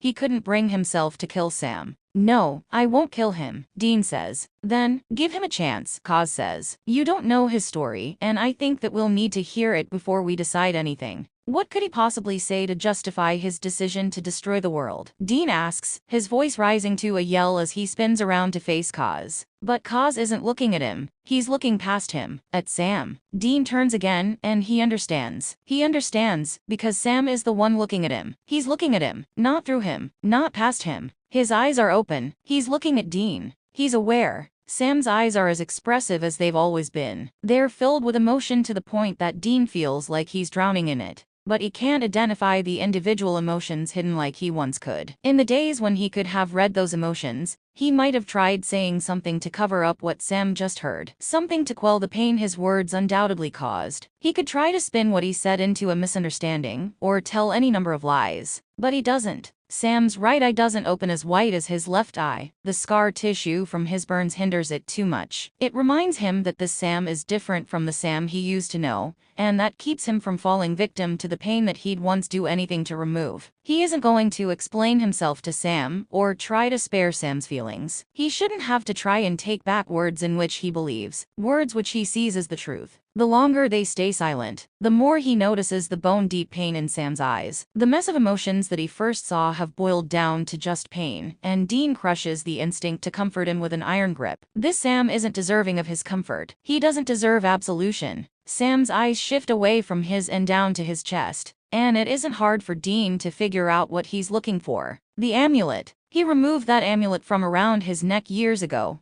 putting it in a wooden box with other remnants of his past, and storing it under his bed, where it could sit and collect dust. Out of sight, out of mind. Only, for those first few weeks, he seemed incapable of removing the thought of it from his mind, whether it was in his sight or not. That amulet once meant something. It was more than an accessory given to him as a Christmas gift. It used to be a symbol, but Dean doesn't know what to think of it anymore. He brought out the box the other night, when Sam's reappearance was fresh, and nothing could get that fact out of his mind, and, if he's being honest, nothing can now, either, but he hasn't done anything with it since. Sam turns his head so that he faces away from Dean and closes his eyes again. And Dean is more than okay with that. He isn't prepared to deal with any of this, much less process it. The voice in the back of his head that repeats his wish that Sam had never shown up again makes it difficult to concentrate on anything else, though he's certain that his concussion isn't helping. I'm going to go back to my cabin, Dean says, to Kaz, not Sam. Get some rest and all that. Doctor's orders. He knows that Sam isn't asleep. He knows that Sam is listening to each and every word spoken in that room. Unless he's somehow lost his hearing along the way, but Dean dismisses that possibility. Sam stared at him like that earlier because he'd heard what Dean said. Dean. No, Kaz, Dean says, turning away from Sam. I don't want to hear it right now. Don't bother me unless a second apocalypse starts. The venom in his own voice surprises him, but he supposes it shouldn't. His head feels like it's trying to split itself open.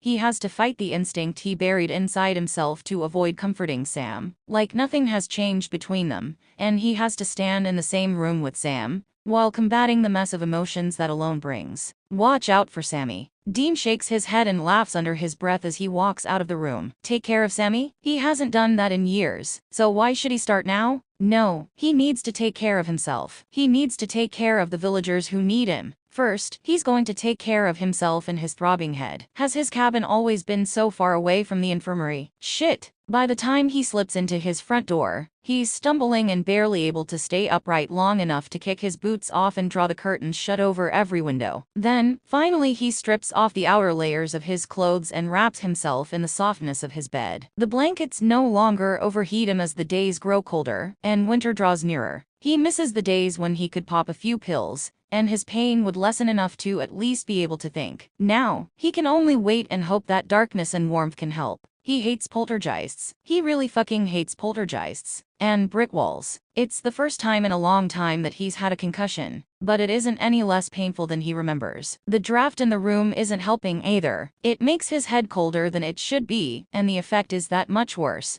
thanks to the freshly shaved back of his head. He's told it was a mess of matted blood and cuts that needed stitches, but it's going to take longer than he likes to get the length of his hair right again. He tries to sit up, but hands on his shoulders push him back down. Shit, Dean, Sam says. Don't move, okay? I know you probably feel terrible, but Dad isn't back yet with the painkillers. Dean hears himself groan, but he's having a hard time processing anything that isn't the pounding in his head. Sam shifts in the chair beside his bed, each sound amplified to a volume that shouldn't be humanly possible. Yeah, Sam says. I'd give you something if I thought it'd help, but Dad forged a prescription for some of the good stuff. I'm sure that it's worth waiting for, but I wish you'd stayed asleep until he got back. Sam keeps his voice quiet when he talks. While Dean appreciates the consideration, it isn't as appreciated as some heavy-duty painkillers would be. Dean closes his eyes for a moment. When he opens them again, Sam is hovering over him and trying to help him sit up without any jarring movements with one hand, and holding a glass of water in the other hand. It's strange to be the one in the bed being nursed back to health. Usually, he's holding the bedside vigil and trying to figure out ways he can ease the pain of his brother or father.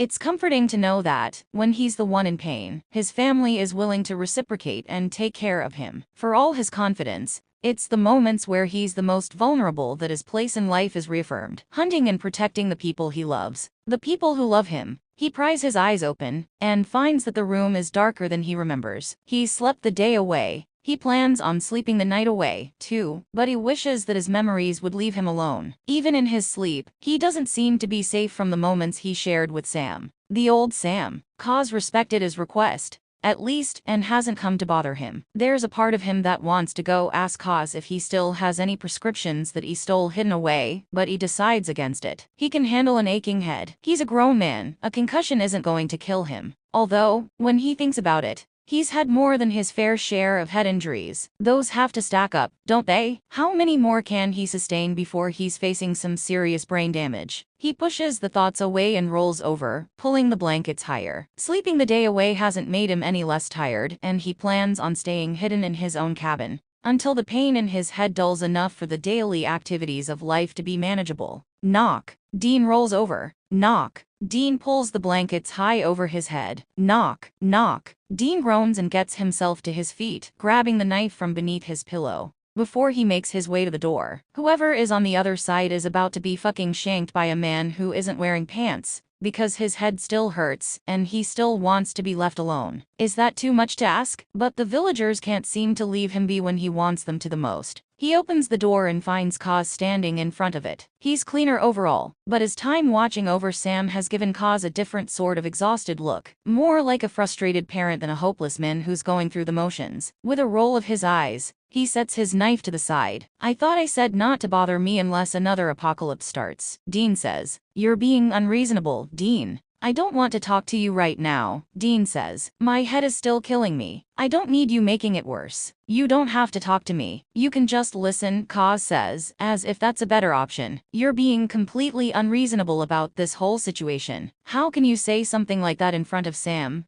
Then leave him even after you saw the pain in his eyes that you caused? What about the pain that he's caused me, Kaz? Dean asks. What about my pain? Why should I have to shoulder his burdens because he shows up out of nowhere and is probably not going to survive on his own in this shitty world? Because he wasn't the only one who landed us in this mess. Kaz's voices rises with each word, and Dean has to consciously keep himself from wincing at the volume. He didn't let Lucifer out of the cage on his own, and for all we know, he might have had a role in Lucifer's apparent disappearance. Kaz continues, his voice much softer. So, you shouldn't place this all on him. You broke the first seal, Dean. I played my part in starting the apocalypse, too. saying yes was his decision. The blame for that is all on him. Dean feels like he's grasping at straws now, trying to justify the hate and the anger he holds towards Sam, trying to shy away from the guilt and self-loathing he hides. He feels childish trying to defend himself in an argument with Kaz, but the beliefs he built so strongly over the past years are starting to crumble with Sam's reappearance,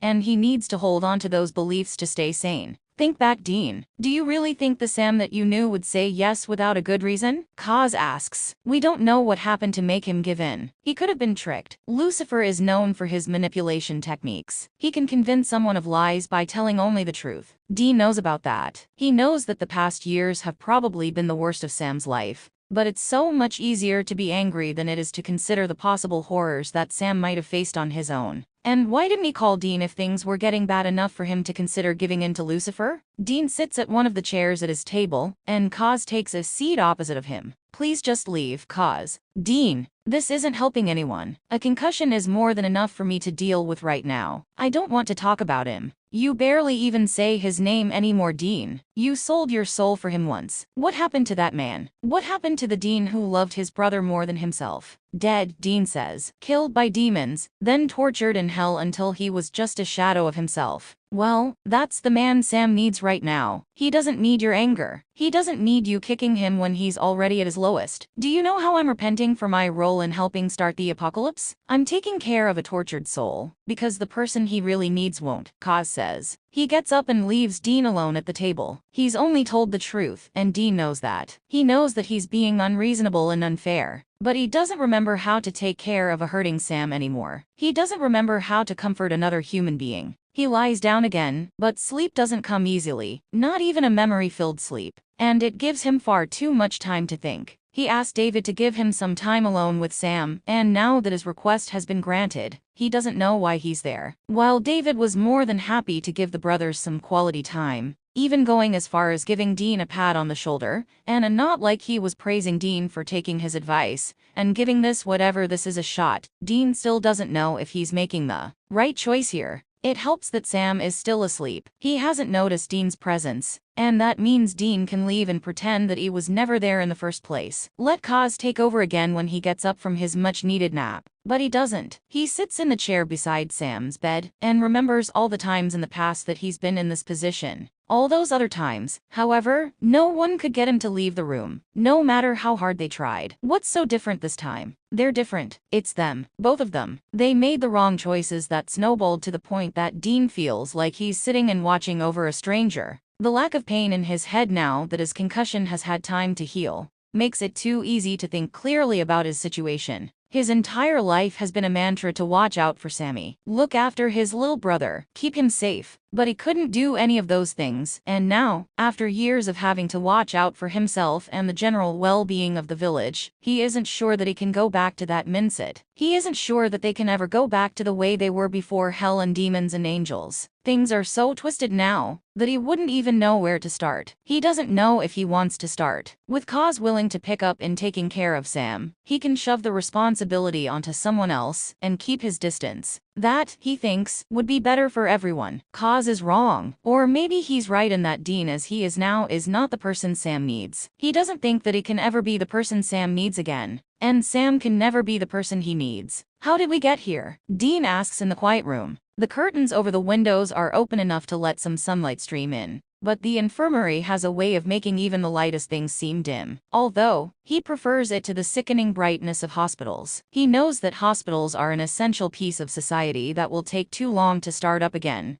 But there's a large part of him that won't miss them. There's an even larger part of him that gets frustrated every time someone dies of something that would have been preventable in the past. That's the part of him that craves the return of hospitals packed full of modern medicine and trained doctors. What went so wrong? Dean asks. He should be asking what didn't go wrong somewhere along the line. He only wanted to save Sam, and he damned himself. And by damning himself, he damned the world and left Sam to be manipulated. Kaz is right in that Sam alone is not to blame for the state of the world. He was just the final nail in a coffin built by others. Those thoughts bring on an amount of guilt that he feels like he's drowning in, and that guilt brings anger. It's a vicious circle, and it's not going to help anybody if he keeps getting stuck in it. He rests his forearms on his knees and lets his head droop down. Every fiber of his being wants to run, leave and not come back, pretend that Sam never came back. That job of caretaker that he once took so seriously is no longer meant for him. He doesn't fit that position anymore. He what? He's sorry? No, he's not sorry. He wishes that things could have been different. Well, of course he does, but that sounds too weird. That's the same line he used on many women. When it was time for him to move on to a new town, he can't use that line with Sam. He's here? When he thinks about it, that one is technically true. Dean is there. He is physically present in the room with Sam. It's detached enough too. Not that it matters, because when Dean raises his head to continue his broken sentence from before, Sam's head is turned towards him with his eyes open and aware and looking right at him once again. Dean is surprised enough that any words he was prepared to say have vanished from his mind. It's easier to talk to you when you're asleep, Dean says. It's not the right thing to say. Hell, it's not even a decent thing to say, especially when there's no humor in his voice as he says it. But it's the truth. Maybe after the years they spent lying to each other before they separated, the truth needs to be the foundation of anything between them. Whether it's a renewed brotherhood or simply coexisting in the same village. They can't afford to start more webs of lies this time around. I'm pissed, he says. Most of the time, it's hard to even be in the same room with you. I'm pissed and I want answers that I'm not sure I'll ever get, because no one can tell if you'll ever be able to talk again.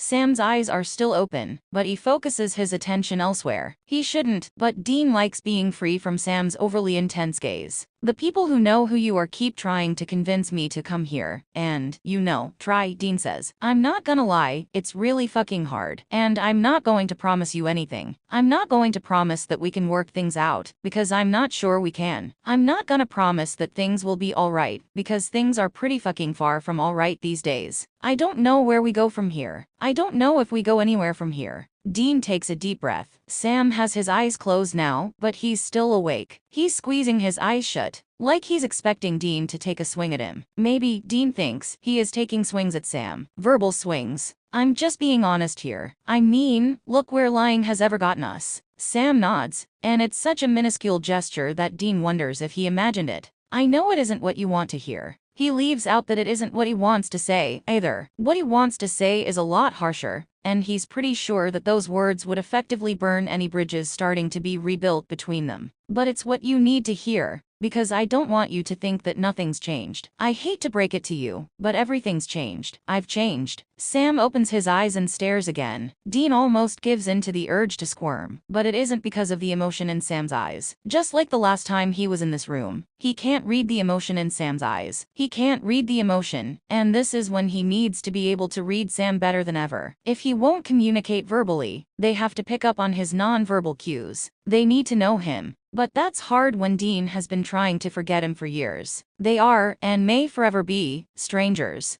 Dean doesn't stay in the infirmary for long after he talks to Sam. After he talks at Sam, he thought his conviction would hold, but the more he's in the same room as Sam, the more the ideas he tried to ingrain into himself are shaken. He doesn't seek out Cause. He knows that Cause views won't be changing anytime soon, and he's heard enough from him. He's been nagged enough about giving Sam a chance, about trying to learn the story from Sam's side before he judges. No, he doesn't feel like speaking with Cause again soon. The only reason he puts up with his new attitude is because he sacrifices so much time to help care for Sam, or so Dean tells himself. Instead, he finds himself on the path to Chuck's cabin, former profit-turned-inventory manager. He's never been completely clear on whether or not Chuck's visions of them stopped somewhere along the line, but Chuck hasn't given any indication that they've continued past the apocalypse. Dean doesn't remember when Chuck stopped talking about them. He doesn't remember if Chuck said anything about it, or thought it'd be better to keep to himself, since Dean is always in a sour mood these days. With good reason, he tells himself. He pounds on the door with a balled fist and enough force to make the aged wood groan. Chuck might be sleeping, but he comes off as a little too neurotic and jittery to get more than a couple hours, at best, and in sporadic intervals. Dean waits for Chuck to answer, and he realizes that he has no idea what he does in his spare time. His life can't be just counting how much they have and what they need. As the leader of Camp Chautauqua, is he supposed to know those things? Is he supposed to be more invested in the lives of the villagers beyond their usefulness? When he thinks about it, he has no idea what almost all of the villagers do in their free time. He's never been the type to involve himself in the business of others when he doesn't have to. He's never been the type to try and insert himself into the lives of others. That's Sam's thing. It's a small mercy when Chuck opens the door and drags Dean out of his thoughts. Dean, Chuck asks, what are you doing here? Did you need something? I didn't think that there was anything I needed to do today. I just gave you an updated inventory report and I just wanted to talk to you. Chuck, Dean says. Chuck opens the door a little wider and steps aside to let Dean in, immediately closing and locking the rusted lock once he's inside. So, what did you want to talk about? Chuck asks. He fidgets and looks everywhere except at Dean. While he expects this sort of behavior from Chuck, it still makes Dean wonder if there's more behind why he's so uncomfortable. It might be residual guilt from peering into their lives for years, and then writing about it, and publishing books for anyone to read. Could it be guilt about still peering into their lives, albeit unintentionally, and then refusing to tell them anything? I just wanted to talk about Sam, Chuck asks. How'd you? It's written all over your face, Dean. I know more about you than I'd like to. So, have you seen anything about him? About what happened to him, or about how we ended up here? I stopped seeing things around the same time Kaz started becoming immortal, Chuck says. And Dean knows that Chuck is lying to an extent. Part of that might be true. He suspects that part is true, but there's something about the way he worded his answer, about the tone he used, that strikes Dean as being off. I believe that, Dean says, but I want to know the part that you're not telling me. Chuck paces, then takes a seat in one of his chairs. Like his legs can no longer support him. I did stop having visions, but,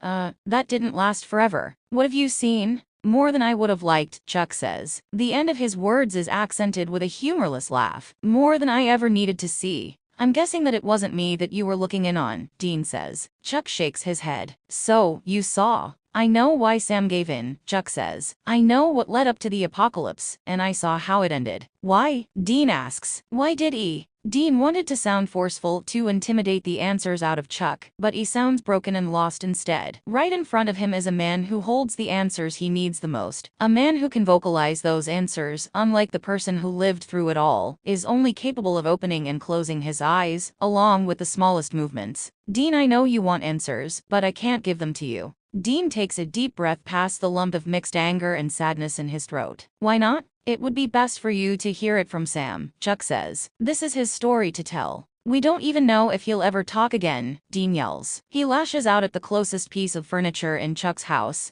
a small end table, knocks it over. Chuck jumps a bit at his outburst, but appears to hold himself together about as well as he always has, which isn't saying much. I believe that he will, Dean, Chuck says. You just have to believe in him, too. Dean shakes his head. I can't do that. I can't. There's so much, and He leans against the nearest wall and slumps to the floor, resting his forehead against his knees. He hears Chuck's footsteps, then feels a hand come to rest on his shoulder. If it helps, I'll tell you that it wasn't a choice, Chuck says. When Sam agreed to be Lucifer's vessel, he felt like he didn't have any other choice. He felt like he didn't have a choice at all. What Chuck told him hasn't helped. In fact, Dean feels more confused about the entire situation. Had Chuck told him the whole story, he could have played judge, jury, and executioner and been done with it all. Instead, he's back at the infirmary staring down at Sam. It's Annette's shift, and she looks uncomfortable with his silent presence. Despite that, she maintains her professionalism and works around him when she needs to. After a few attempts to ask him what the fuck he's doing, with infinitely nicer words, she's given up and let silence reign. Chuck tells him that Sam felt like he didn't have any choice. But what does that mean? There's always a choice. Sam always chooses to make things more complicated than they need to be. Still, what sort of situation could Sam have gotten himself into that left him feeling like the only option he had was agreeing to host Lucifer? The more he learns, the more questions he has. The one that burns the most at the back of his throat, begging to be asked, is why? Why did Sam say yes? Why is Sam back? Why won't Chuck tell him the whole story? Why is Lucifer apparently gone? Why can't Dean choose a side? With Sam, or against Sam? Help or abandon? Honestly, the only choice that appeals to him would be to go back to his cabin, lock himself in, and spend the next week at least getting absolutely shit-faced. Unfortunately for him, the lack of a steady liquor supply hinders that plan. He's not sure how long he stands there, but he's surprised that he hasn't seen Kaz. Annette doesn't mention that he's been there at all, or that he said he was leaving to do something else. Dean hopes that back at his cabin and he's sleeping. Kaz looked too exhausted to properly function when Dean saw him last. I never thought I'd say it, but I almost miss that too clean chemical smell of hospitals, Dean says. Annette glances over at him. He knows that he's been a pain in the ass lately, but she doesn't seem to hold it against him since she says, I miss the technology. Doctors used to be able to tell people what their chance at living was, and now we're back to the point where even the smallest ailment or injury can turn into a death sentence. Yeah, Dean says. I know what you mean. I'm not a fan of playing this waiting game bullshit. Their quiet conversation comes to an end, and Dean leaves without a goodbye. Sam doesn't seem like he'll be waking up soon. Even if he did, he's unlikely to speak just yet. Not so soon. Maybe not ever. Dean walks back to his cabin, realizing that the thought of Sam never talking again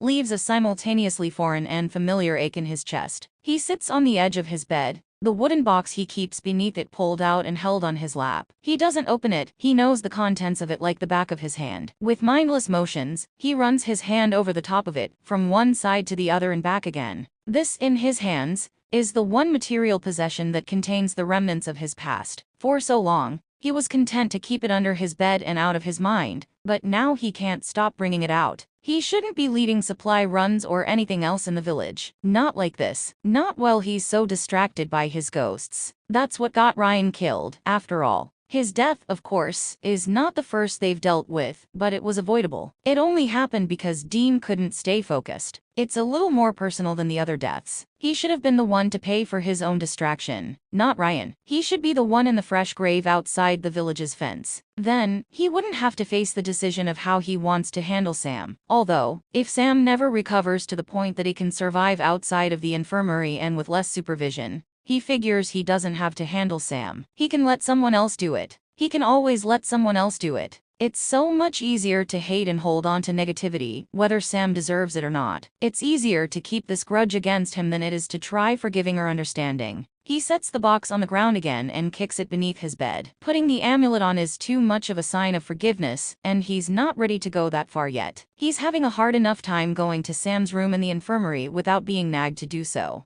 At least, he's told Sam exactly how he views the relationship between them. He won't give Sam false hope as to what they are or what they could be, if anything. Honesty is what they need between them to function at any level, even if it's just as acquaintances. Hell, if Sam decides that he wants to leave when he recovers enough to walk, if he recovers enough to walk, Dean won't stop him. Trying to keep Sam on a tight leash never works. Trying to let Sam have the freedom to make his own choices never works. Dean has no idea what does work, and he stopped caring about figuring it out years ago. Maybe he should go back to Chuck's cabin. Maybe he should try to force Chuck to answer his questions. What the hell did he mean by Sam feeling like he had no other choice than to give in and let Lucifer take control of his body? When he thinks back to his memories of Sam before Hell and Angels, there's nothing there that makes him believe that Sam would be capable of intentionally choosing to end the world, as they knew it for a worse world. There's a rift in his beliefs, and Chuck's words are making that rift larger. He spent so long creating his convictions for the sake of being able to shut down his emotions and live day by day. He had to be able to keep himself focused so that he could keep the villagers alive. Now, those convictions are being shaken. Some of them are starting to crumble, and he wants to hold on. He wants to stick with the story he told himself to make it all easier. He knows, though, that eventually he'll have to face the truth, whatever that truth may be.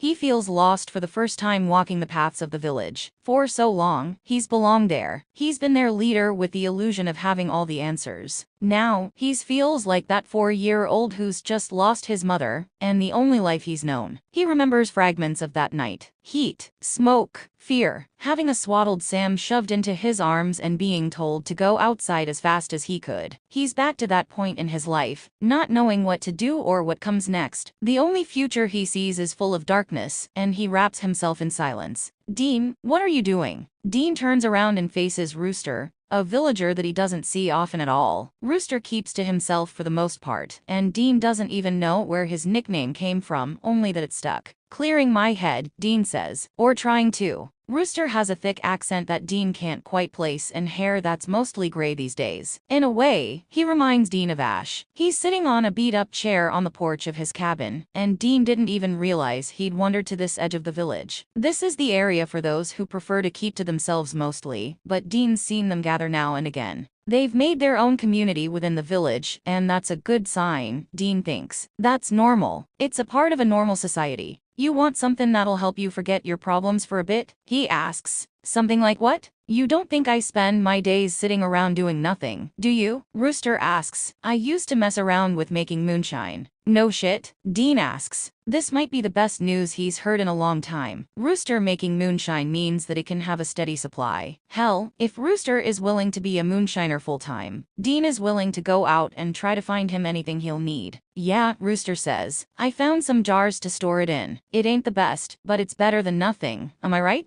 Yeah, you're right. I'll take anything over nothing. Dean follows Rooster as he stands up and enters his cabin. It's cleaner on the inside than Dean expected, but most of it has been converted for the sake of making moonshine. For so long, Dean worried about running out of alcohol. He rationed anything he found. Not once had it occurred to him that one of the villagers might know a thing or two about making some. Some hobbies from before the apocalypse are really paying off now, and this one might be Dean's favorite. I got some help with growing the ingredients from the people who know how to garden, Rooster says. Pretty crazy, the thing you take for granted before the world ends. Tell me about it. Rooster hands him a jar that's half full of liquid so clear, it looks like water. Dean unscrews the lid and drinks a mouthful. It's not great, like Rooster warned him, but it has a kick to it, and the burn of alcohol he's been longing for. Rooster must see that he's not a fan, because he grins and says, yeah, it takes a bit of getting used to. He wants the kind of alcohol that makes him forget his own name. The kind that's strong enough to make the paint peel off of a car. What Rooster made comes pretty close. Hell, I'd give other alcoholic drinks a shot, but I wouldn't know how, Rooster says. And that's always the problem, isn't it? Not knowing how to recreate the things you took for granted, Dean says. You got that right, Dean. Maybe we'll figure it out someday. Dean hands the jar back to Rooster, who raises it a bit before taking a drink himself. I'll drink to that, he says. When Dean turns to leave and Rooster offers to let him take a jar with him, he accepts. It might not be the best, but it might help cloud his mind a bit. He finds his way back to Sam's room in the infirmary. He doesn't go there consciously. No, he walks and ends up there only realizing where he's gone when he's standing in the doorway. There's a force he can't understand pulling him back again and again. Sam is propped up on pillows, and his left eye widens at the sight of Dean. Yeah, Dean doesn't blame him for being surprised. He surprises himself every time he ends up there. And he's a little surprised to see Sam in a position that isn't lying down. David glances over his shoulder and waves Dean into the room. He's been shifting more and making small movements, and he said he wanted to sit up for a bit. Sick of lying around. I guess, David says. Wait, what? He said that he wanted to sit up? He turns his attention back to Sam, and Sam lowers his head just barely. If Sam can speak, then, if Sam can speak, Dean can finally get answers. With that being a possibility, Dean's not sure he wants the answers. Not quite, David says. We've made a little bit of progress with communication, but not like that. More like one blink for yes and two blinks for no.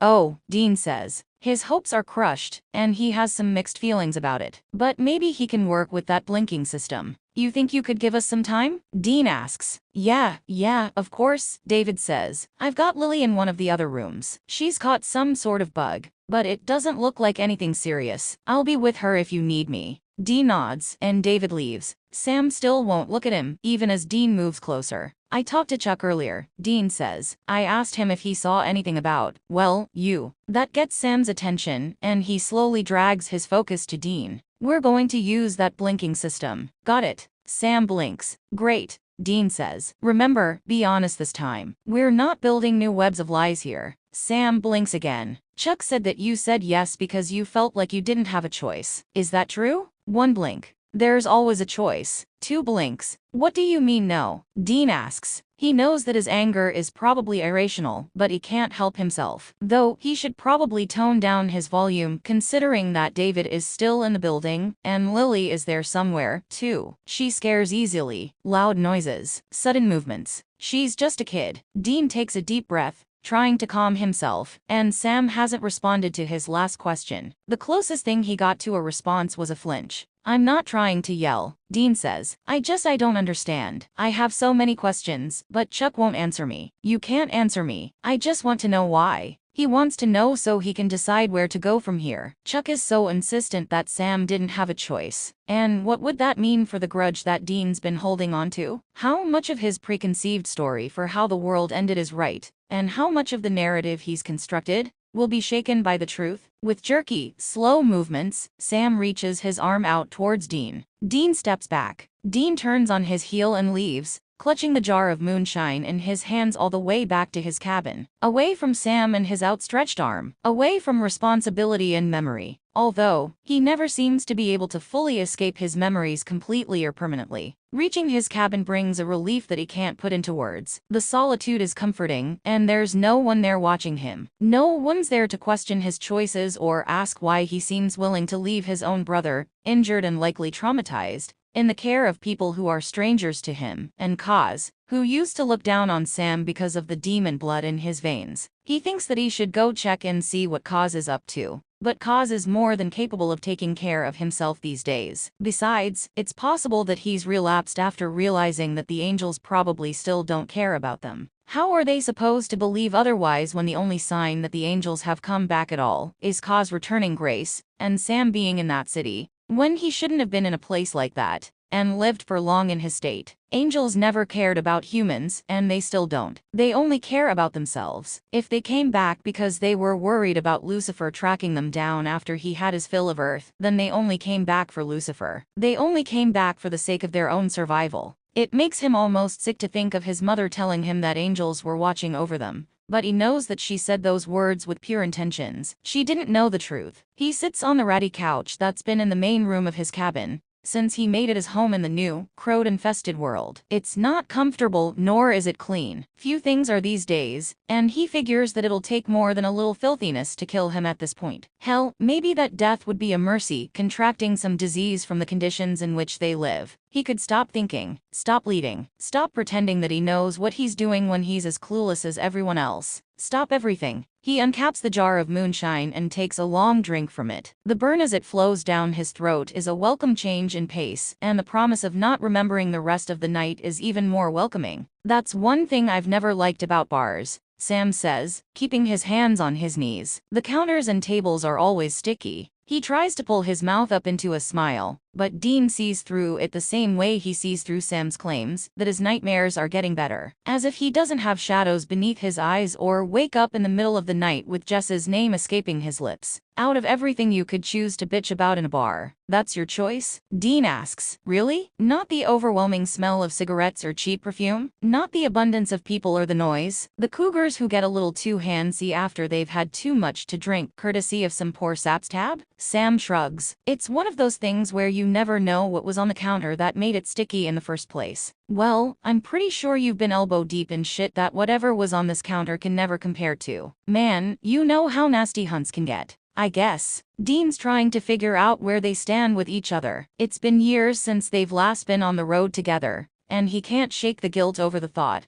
that maybe if he hadn't dragged Sam away for his own selfish reasons, then Jess would have lived. At the same time, there's a heavy dose of relief that Sam wasn't there with Jess. What if the demon still went after her? What if the bastard went after Sam too? He wouldn't have been suspecting anything, and Dean wasn't sure that he could have faced off against the demon without fatal consequences. No, he would never be sorry for any actions that lead to Sam being safe. The bartender sets their drinks in front of them and moves on to other patrons. Busy nights are nice. It means he'll have less time to listen in on their conversations, and Dean isn't sure that their conversations aren't going to take turns that normal people wouldn't understand. The last thing they need is a bartender lingering around like he feels he can be of some use if he were a woman. Though young and pretty well, Dean wouldn't be opposed to that. You know, I never would have guessed that you'd be an old-fashioned kind of man, Dean says. He's a man who likes his whiskey neat. Sam shrugs one shoulder and takes a drink. It was Jess's favorite drink. Really? Dean asks. He's not sure that he should say any more, or if he should be saying anything at all. Jess is a touchy subject, and Dean refuses to ever be the one who brings her up. No, he'll let Sam talk about her at his own pace, if he wants to talk about her at all. He figures that it's the least he can do, especially since he can't pretend that he understands how Sam feels. He's never loved a woman the way he could see that Sam loved Jess, the way that he still loves Jess. Yeah, Sam says. He laughs under his breath. She could give a lot of guys a run for their money when it came to drinking. Would have never guessed. Neither would the guys that she bet against, until they were handing over money to her. What kind of girl did you find yourself, Sammy? Dean asks. The small smile that Sam managed to pull out fades away, and Dean realizes that he's asked the wrong question.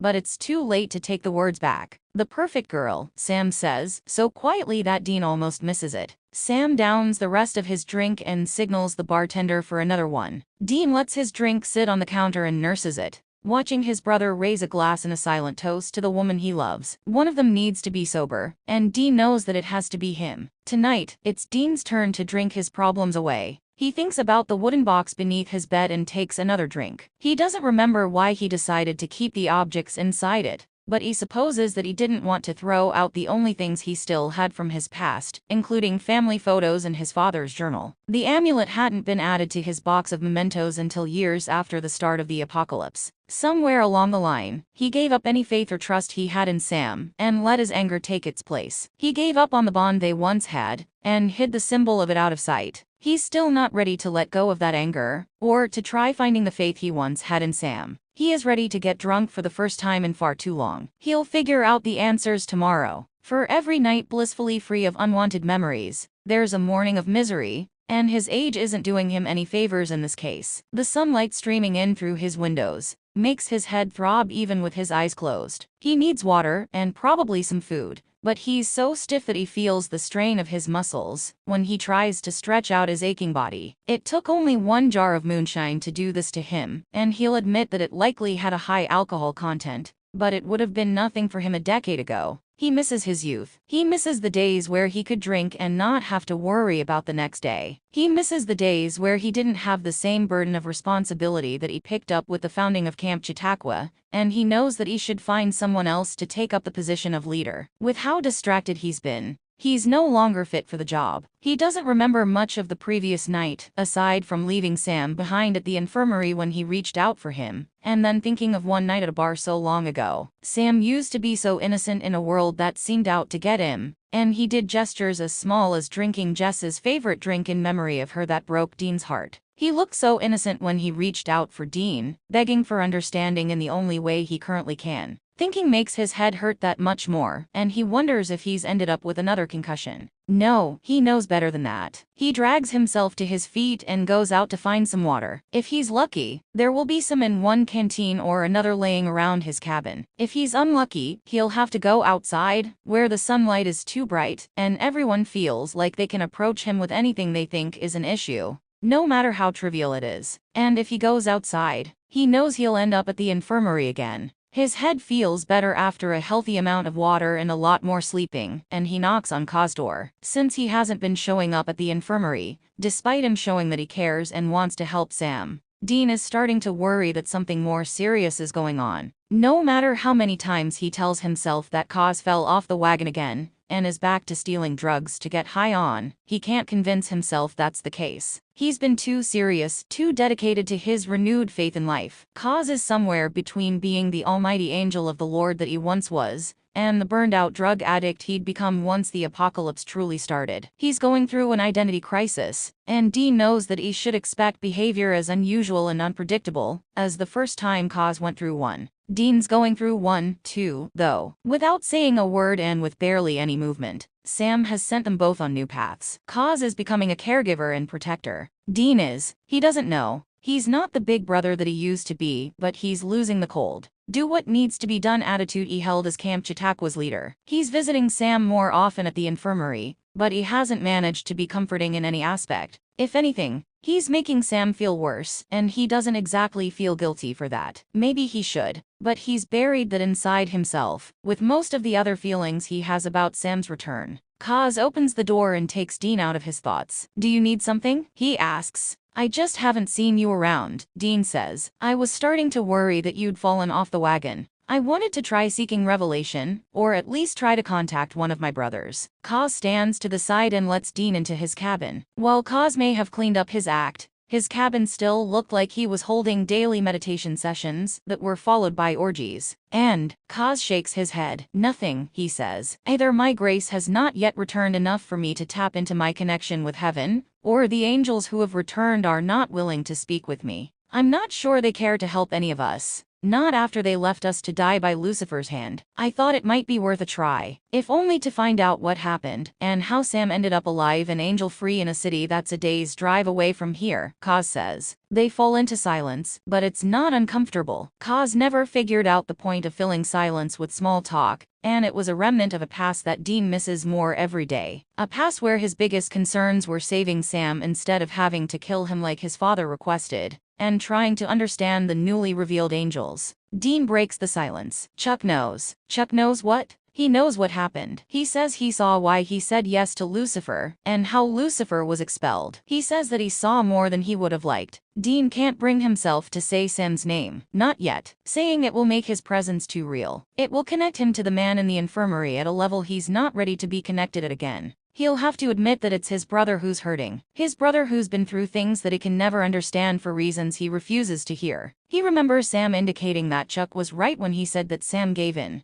because he felt like he didn't have another choice. Did he explain what happened? Kaz asks. No, I guess he feels like it isn't his place to explain. Dean laughs a bit. The one time I want him to share his visions. Hell, if he wanted to write it down instead, I'd read it to get my answers. He could publish it for the world to read if he wanted, as long as it means I'll know what happened. And without him giving the answers, the only one who can is Sam, Kaz says. Yeah, but we don't know if he'll ever speak again. This isn't something we can figure out using only yes or no questions. Perhaps not, Kaz says, but if we ask the right questions, we can start piecing together Sam's story. At least until he's able to fill in all the details. I don't know, Kaz. I'm not sure that's a good idea. You're not sure it's a good idea because you're worried about the toll it might take on Sam's mental health, and therefore his recovery. Or you're not sure it's a good idea because you're worried his answers might not line up with the story you've been telling yourself for years. Dean doesn't answer. You're hurting him with how cold you're being, Kaz says. He doesn't understand this world like we do. Most vessels have no recollection of what the angel within them did while in their body. I don't want to talk about this. You never do. I don't, and none of you seem to get that the man in that bed in the infirmary is living proof of how many fucking mistakes I've made, Dean says, his voice rising with each word. I promised my dad that I would save him or kill him. That was his dying wish, and I couldn't get the fuck off my high horse long enough to realize that I was the one who was wrong when I thought my dad was wrong. I thought he'd lost it. It would have been a mercy for everyone if I'd gone through with my promise.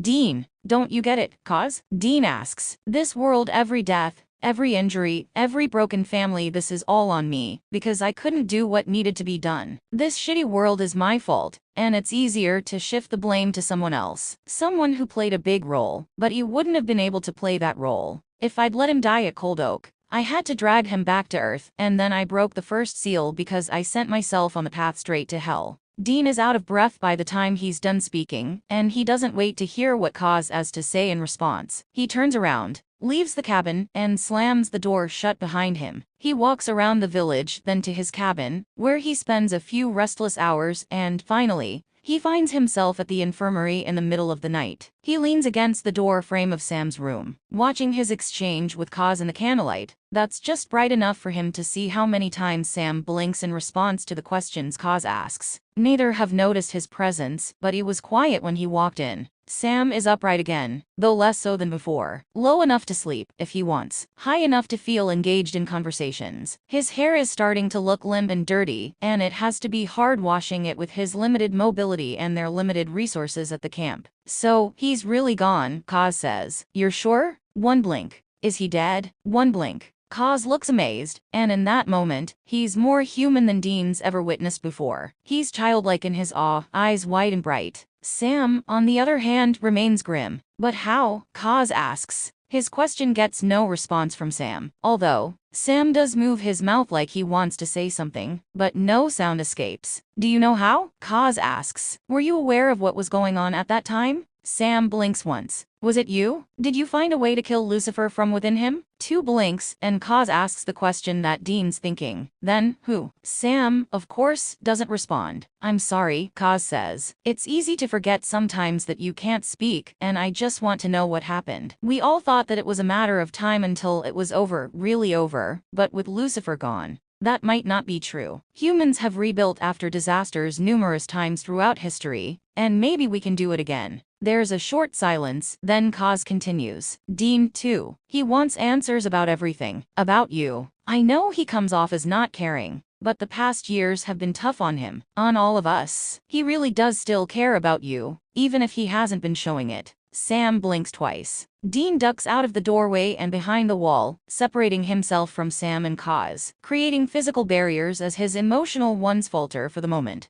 No, Sam doesn't believe that Dean cares about him anymore. That hurts more than he expected. Sam's trust is something that he's always taken for granted, and to witness that it's no longer present is jarring. He doesn't want to hear Kaz trying to reassure Sam on the other side of the wall that Dean cares. He doesn't want to listen to Kaz attempts to find some proof, because he hasn't given any sign that he cares about Sam from the second they found him. So, he sneaks out of the infirmary as quietly as he entered, stopping to sit outside the door. What is he supposed to do? Does he even want to try convincing Sam he cares? Does he care? He doesn't have the answers. As he stares up at the stars in the sky, he's not sure that there are concrete answers this time. It's not about logic in this case. It's about feelings, opinions, memories, bonds, things that can't be quantified. No one can give him a solution. He has to find it himself. His time is almost up. He thought that a year was long, but now that he has a matter of days left, he realizes that 1 year is not long at all. He tries to spend as much of his time with Sam as he can, but Sam is more determined now than ever to find a way to break his deal. He doesn't know how he managed to convince Sam to take it easy for a night, but sitting under the stars in an empty field on the hood of the Impala, for maybe the last time, is a memory that he wants to take with him. Sam's breath hitches on occasion. Dean doesn't say anything. It's hard on both of them, and Dean knows that it will be worse for Sam when his time is up. He knows what it feels like to have his brother die. It broke him to the point that he damned himself for just 1 more year with Sam alive. He doesn't regret his choice, but he wishes that there was a way he could make it easier on Sam. Bobby will watch out for him, but he can only do so much. He can't save Sam from himself, if it comes to that. He tries to think of something to say. There's so much that he wants to tell Sam, so much that he wants to make sure Sam knows. But every time he finds the words, he chokes on them. He wants Sam to know that he couldn't have asked for a better brother. He wants Sam to know that he wishes he could have had that life as a lawyer with Jessica as his wife, and he will never stop being sorry that he had to experience that loss. He wishes that he could have given Sam a better life, and he's sorry for that too. He doesn't want to go to hell, and he doesn't want Sam to know how scared he truly is. He doesn't want Sam to know that he sees his own eyes turn black when he looks in a mirror. I'm going to get you out, Sam says. His breathing is unsteady, and his words more so, but Dean hears the conviction in them. He hears the determination, and he knows that Sam is stubborn enough to try every solution, no matter how impossible, until he finds one that works. I know you will, Sammy, Dean says. All my money's riding on you. As much as he wants to say that Sam will get him out, he's being realistic in believing the worst-case scenario, and not getting his hopes up. You don't have any money. Well, if we swing by some bars with pool tables, I can change that. I'd rather stay out here, Sam says. Dean leans back, propping himself up with one hand. The stars look so much brighter out in an empty field, miles away from any semblance of civilization. It's peaceful, and he savors that, knowing peace will be a foreign concept when he's in hell. He's glad that Sam wants to stay out in the field. He doesn't want to leave either. Out here, he's able to appreciate the presence of the one person who makes his life worthwhile without the noise of a bar. Yeah, me too, Dean says. He sits there, and no shortage of memories of stargazing with Sam flood his mind. When he hears footsteps behind him, he looks over his shoulder in time to see Kaz exit the infirmary. Dean, how long have you been out here? Dean shrugs. Depends on how long it's been since you tried to say that I still care. You heard that? Yeah, Dean says. Kaz takes a seat beside him. What else did you hear? Not much. Just that Lucifer is dead, and he wasn't the one who did it. Which leaves us stuck with the question of who did it, if not Sam. Dean nods. Lucifer isn't a top priority, especially not if he's dead. He doesn't add anything, because there are so many other issues that need addressing first. I did try to convince him that he's wrong in believing that you don't care about him anymore, Kaz says. That's the thing, Dean says. I'm not sure he is wrong about that. No matter what happens between you two, there will always be an unbreakable bond, Kaz says. I know you have a lot of mixed feelings, but I can see that you still care. I can see that you want him to recover, even if you can't see it yourself. No, you're wrong. All those drugs have fried your brain. Why else would you keep coming to the infirmary to see him? Kaz asks. Why else would you get so angry? If it wasn't because you cared too much, why else would you be out here after overhearing that Sam no longer believes you care? Dean doesn't have a response to any of Kaz's questions. He went back to his cabin to try and get some sleep, but the night proves restless. Sam's dismissal about him caring bothers him far more than it should, and he can't stop thinking about it. It was one thing when it was only his feelings getting across, but now Sam has found a limited voice. He has a way to communicate, and even he can only take so much berating before he starts believing that the words are true. And are they true? Does he feel like Sam should be dead? Does he feel like Sam deserves to be in pain and to suffer because of his choices? Or were they just outbursts of frustration and rage? He doesn't know. He just doesn't know. As much as he wants to find Rooster and ask for more moonshine, he restrains himself. The need to think his relationship with Sam overtakes precedence over the want to forget everything. His life was never supposed to be so complicated. His days are supposed to be about survival, about making it to the next day, and all the better for each person in the village who makes it to the next day with him. Part of his anger is tied to that, he realizes. He's angry that Sam's made his life complicated when he should be worrying about survival. He paces the length of his bedroom. Is he angry that keeping Sam alive will be difficult, considering he most likely will never regain full mobility, given his injuries and burn scars? He doesn't have an answer to that. It's so difficult to sift through the mess of emotions boiling in him, and even more difficult to find their individual causes. Does he hate Sam? That's a loaded question. They've both made a lot of mistakes, and Dean hates himself most hours of the day. But Sam? There were a lot of moments in the past where Dean could have made a choice that could have prevented the apocalypse, but he didn't. That's on him. Breaking the first seal, which allowed the rest to be broken, is on him too. And Sam made some poor choices too, but Sam was high on demon blood and being manipulated in multiple ways to release Lucifer from his cage. When it comes to Sam's decision to say yes, Dean doesn't have the same understanding. After they went separate ways, he doesn't know what happened to Sam. He doesn't know how he ended up agreeing to be Lucifer's vessel. There's anger about all of that in him too, but there's a sadness with it. Sam hadn't reached out to him when he was in danger of saying yes. But Dean drove him away. He told him to pick a hemisphere. He said they were stronger apart. He wonders if that's still true, that they're stronger apart. He doesn't know. He lies on his bed in an ungraceful flop, sinking into an old mattress and worn sheets that have gone far too long without being washed. While he's exhausted, his body refuses to give in and sleep. Sam's a restless sleeper. He spends most nights tossing and turning in bed, or pretending to be asleep, so that Dean and John can sleep without interrupt. It's been this way since he learned about the supernatural world. Once he started participating in hunts, it got worse, and worse, and worse. He's used to being left with Sam for days at a time, while John is gone on a hunt. He's used to listening to Sam's shifting throughout the night and stained bed sheets that lost their warmth long ago and are a little too stiff. He's used to the creaking bed springs and the trips to the bathroom, where he hears Sam splash water on his face and take deep breaths. He's used to it, but hearing Sam struggle to do something as simple as sleep is not enjoyable.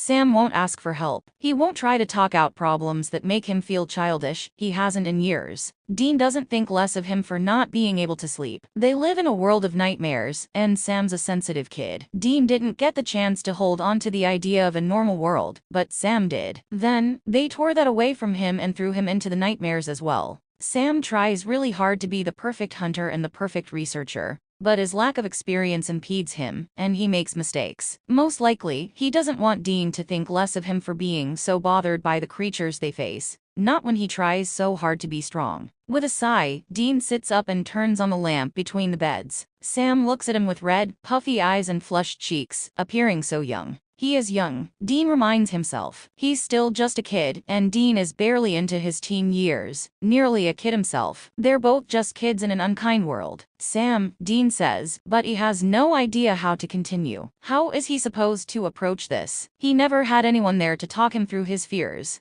How is he supposed to talk someone else through theirs? Would you turn the light on, Dean? Sam asks. I just want to sleep. Sam's giving him an out. He's giving him the chance to go back to pretending nothing is wrong. As tempting as it is, Dean knows that this has been going on for too long. Sam needs to be able to get decent sleep, or he's going to wear himself into the ground. Yeah, but you aren't sleeping, are you? You haven't been in a while. Sam looks away. I hear you toss and turn all night, Sammy. I know it's not the thin pillows or the hard mattresses. Hell, I'm pretty sure neither of us even recognize the stale smell of the motel rooms we stay in anymore. It's the shit we deal with that's getting to you. I'm fine, Sam says. It's nothing. It's not nothing, Sam. You can't keep barely sleeping. You can't fix this, Dean. I can try, Dean says. We can leave the TV on for some lighter background noise and see if it helps. No, it's fine. Just leave it, Dean, Sam says. He turns his back to Dean and pulls the blankets higher over his head. Dean turns the light off, knowing that when Sam is done talking, he's done talking. But he doesn't feel right leaving things be. Sam is not getting enough rest, and Dean doesn't want the day to come where they go on a hunt with Sam not able to stay focused. He gets up and lies in the other bed next to Sam, hoping that his presence is as comforting as it used to be years ago, when his nightmares couldn't hurt him after he woke up. Sam doesn't ask him what he's doing. In fact, Sam doesn't say a thing, and within a matter of minutes, his breathing is deep and steady. He's asleep.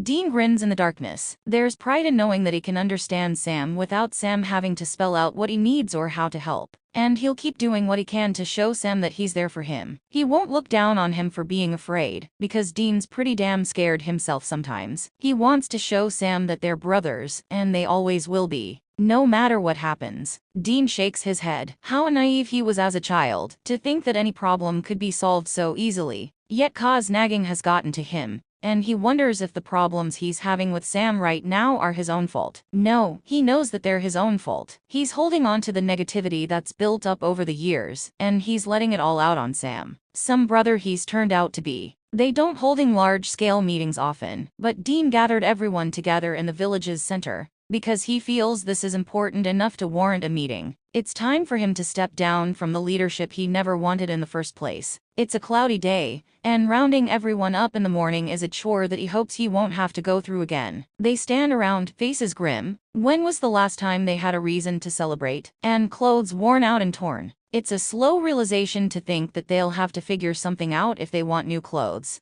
And they better figure out some way to manufacture clothing before they deteriorate to the point of being unwearable. He clears his throat. I guess I should say sorry for dragging you all here this early, he says. At some point in the early days of Camp Chautauqua's creation, I became a sort of unintentional leader. And I've rolled with it so far. But it's time for me to step down from unofficial leadership. I'm not going into detail as to why, and I don't know how you want to choose a new leader. Honestly, I don't really care how you choose a new leader, but for what it's worth, I'd pick Beth. She's been on more supply runs than I can count. She has experience, and she doesn't pry into anyone else's business without damn good reason. She's strong, and she's competent. She reminds him of himself, but he leaves that part out. He's not sure if it's good for him to see himself in her. Dean takes a deep breath. There's a lot he could say, but he won't. These people have worked together for long enough to survive and support each other. Maybe get to know each other, and Dean's been with most of the women. Quickly learning that flings aren't as simple when he can't leave them behind to move on to a new town. But he doesn't want them to know Sam. He doesn't want his bitterness to leak into his words and distort their views of Sam. Just because his own feelings about Sam are mixed, not everyone else's feelings need to be as mixed. That's all, he says. He walks away from the crowd, mantle of leadership no longer on his shoulders. The weight being lifted makes him feel so light, he's nearly dizzy. Then, there's a hand on his shoulder, and Dean runs purely on instinct, grabbing the arm and turning around to face a possible attacker. But it's only Chuck standing behind him, shifting his weight from one foot to the other and back again. I think you're doing the right thing, Chuck says. Believe me, Sam is going to need you. The old you. He needs his brother. Why? Dean asks. What happened to him that was so bad? That's something he has to tell you, but he's not going to get better alone. You have a village and friends, Dean. What does Sam have? Cause? Chuck shakes his head. I think that Cause is trying to find a way to earn forgiveness for the role he played in starting the apocalypse. Not truly because of Sam. Dean stays silent. Think of it this way, Dean, Chuck says. How can you expect Sam to ever tell you his side of the story with the way you've been acting? Dean doesn't have an answer. It always comes back to him at the infirmary, in Sam's room. Annette and David are probably sick of him and cause barging in, asking to be left alone with Sam. He sits on the chair beside his bed, and is too aware of how similar their positions are to the countless bedside vigils he's held over the years when Sam was sick or injured. Chuck's words echo in his head, and they hurt because they're true. How can he expect Sam to trust him enough to tell his story, if Sam doesn't think he cares anymore? It's going to be hard to mend the rift in their relationship, but sewing it together one stitch at a time makes it sound more manageable. So, he swallows his anger and his bitterness. He swallows his accusations. He puts aside the story that he's created to fill in his gaps of knowledge as to what happened to cause the true apocalypse. He has to go into this with a clean slate. Sam's left eye cracks open, blinks, then opens wider. It doesn't take him long to notice Dean's presence and shift his focus to him. I'm guessing that I'm the last person you were expecting to see, Dean says. Sam blinks once. That stings a bit, but Dean can't say that he wasn't prepared for that answer. He's given Sam no reason to believe that he would ever be, willingly, holding a bedside vigil for him again. I've said a lot, Dean says, to you, or when you were listening, and none of it was good. This is reality, and no matter how I feel about it or what I say, I can't change that. I have to accept it. Old Sam would have been amused over how much Dean is talking about their current situation. He might have even called him a woman or said he's getting soft. Although, he could use a little softening. The post-apocalyptic world has hardened him to the point of being brittle, and he remembers a time where he would have taken care of Sam, no matter how badly he messed up. Like when he tried to help Sam detox from his demon blood high. It's never silent, at least not for long. Only hours have passed since they arrived at Bobby's, and pleased to be let out of the panic room, have quickly deteriorated into incoherent yells. Sam's screams echo through Bobby's house, and each one creates a new crack in Dean's heart. His brother is alone in the basement, and he cries out like a dying man. Maybe he is dying. None of them know what detoxing from demon blood is like. They've never been in a situation like this. How had Sam fallen so far without Dean noticing it? Why did Sam feel the need to suck down demon blood? How did things get so messed up? Bobby puts a hand on his shoulder. We'll get through this. You don't know that, Bobby. There's so much poison in him. Winchesters are made from tough stuff. You just have to believe in him. Dean believed in Sam as much as he could at the time. He did what he had to do, and he doesn't know how much that was worth since Lucifer was released in the end. What he wouldn't give to have Bobby alive again. But he was right when he said that Winchesters are made from tough stuff, and that leads him back to the question of why Sam would say yes to Lucifer? He's stronger than that. The Sam Dean used to know was too stubborn to give in to the plans of demons and angels. At least, if he knew he was being used. And there's no way he couldn't have known Lucifer was trying to use him. So, why? I shouldn't have said the things that I did, Dean says. He doesn't say sorry. He wonders if Sam is waiting for it, with the way he stares at Dean with only one eye open. Dean focuses on that one eye, finding uncertainty in it. Apprehension. Hope. Pain. Are you hurting? Dean asks. Sam's other eye opens a fraction of the way, and he blinks. Dean nods. He's not envious of the injuries or scars with which Sam will have to live. They inhibit his mobility, and he doesn't know if they'll have other effects. Chronic pain? Sensitivity? Susceptible to heat stroke if the burns were deep enough to destroy his sweat glands. And, he has to admit, there's no way the burns weren't deep enough to destroy them? These are wounds for which they aren't equipped to treat. There isn't medicine like there used to be, Dean says. Even when we were careful with it, we were always aware of how low the supply was getting. Some circumstances drained that supply even faster. You'll have to manage. Sam blinks. Old Sam would have rolled his eyes and told Dean that, of course, he'll have to manage. What the fuck else is he supposed to do? He almost hears the hint of condescension in Sam's voice. The tone that lets Dean know just how much of an idiot Sam thinks he is. I know you think I don't care about you anymore, Dean says. And no, Cause didn't tell me. I was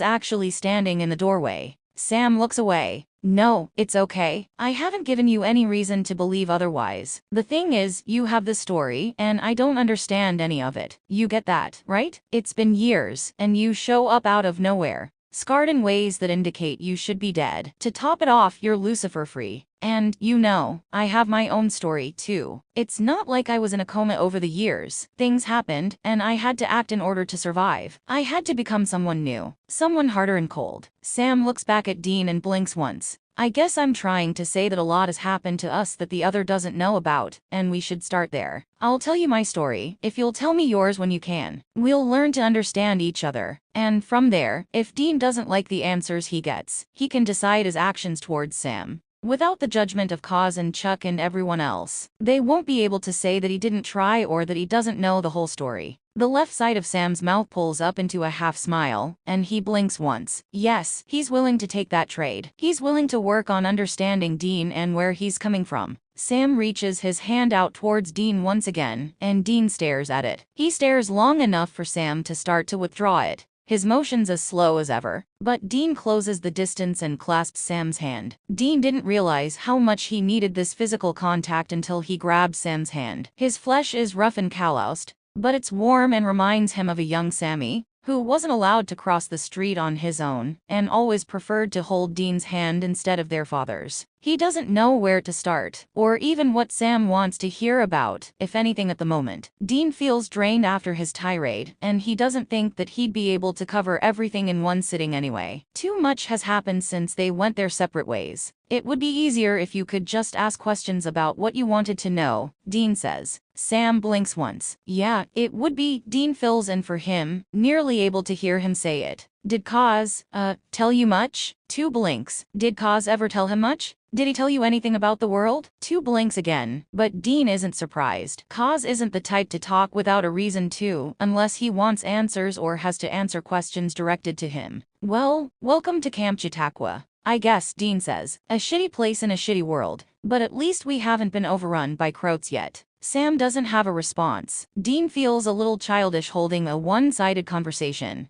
like he's talking to an imaginary friend or a stuffed animal, but he said that he was willing to try to understand Sam. This is the first part of understanding each other, understanding their world. You know Croats? 1 blink. You run into them a lot while you were well, you know. 1 blink. I guess you're lucky to have immunity from it. Dean wishes that they had someone in Camp Chautauqua who knew how to figure out why Sam is immune to the Croton virus. If that immunity could be replicated, they could save the remaining human population and weed out Croats more effectively with less risk. They fall into silence, and Dean breaks it by saying, I don't really know where to start or what to do here. You'd think that I'd have a clue after pretending I had all the answers for years, but I'm stumped. Sam squeezes his hand, and Dean doesn't know what that means. Reassurance, maybe. That Sam's willing to give him time if he'll give Sam time. He just knows that Sam's grip is far too weak. He knows that Sam is far too vulnerable in his current state. If they have a Croat attack, he'll be helpless. No, he can't stay in the infirmary forever. As much as he'd like for it to be protected, the only uninjured and not sick person regularly at the infirmary is David or Annette. It's not secure.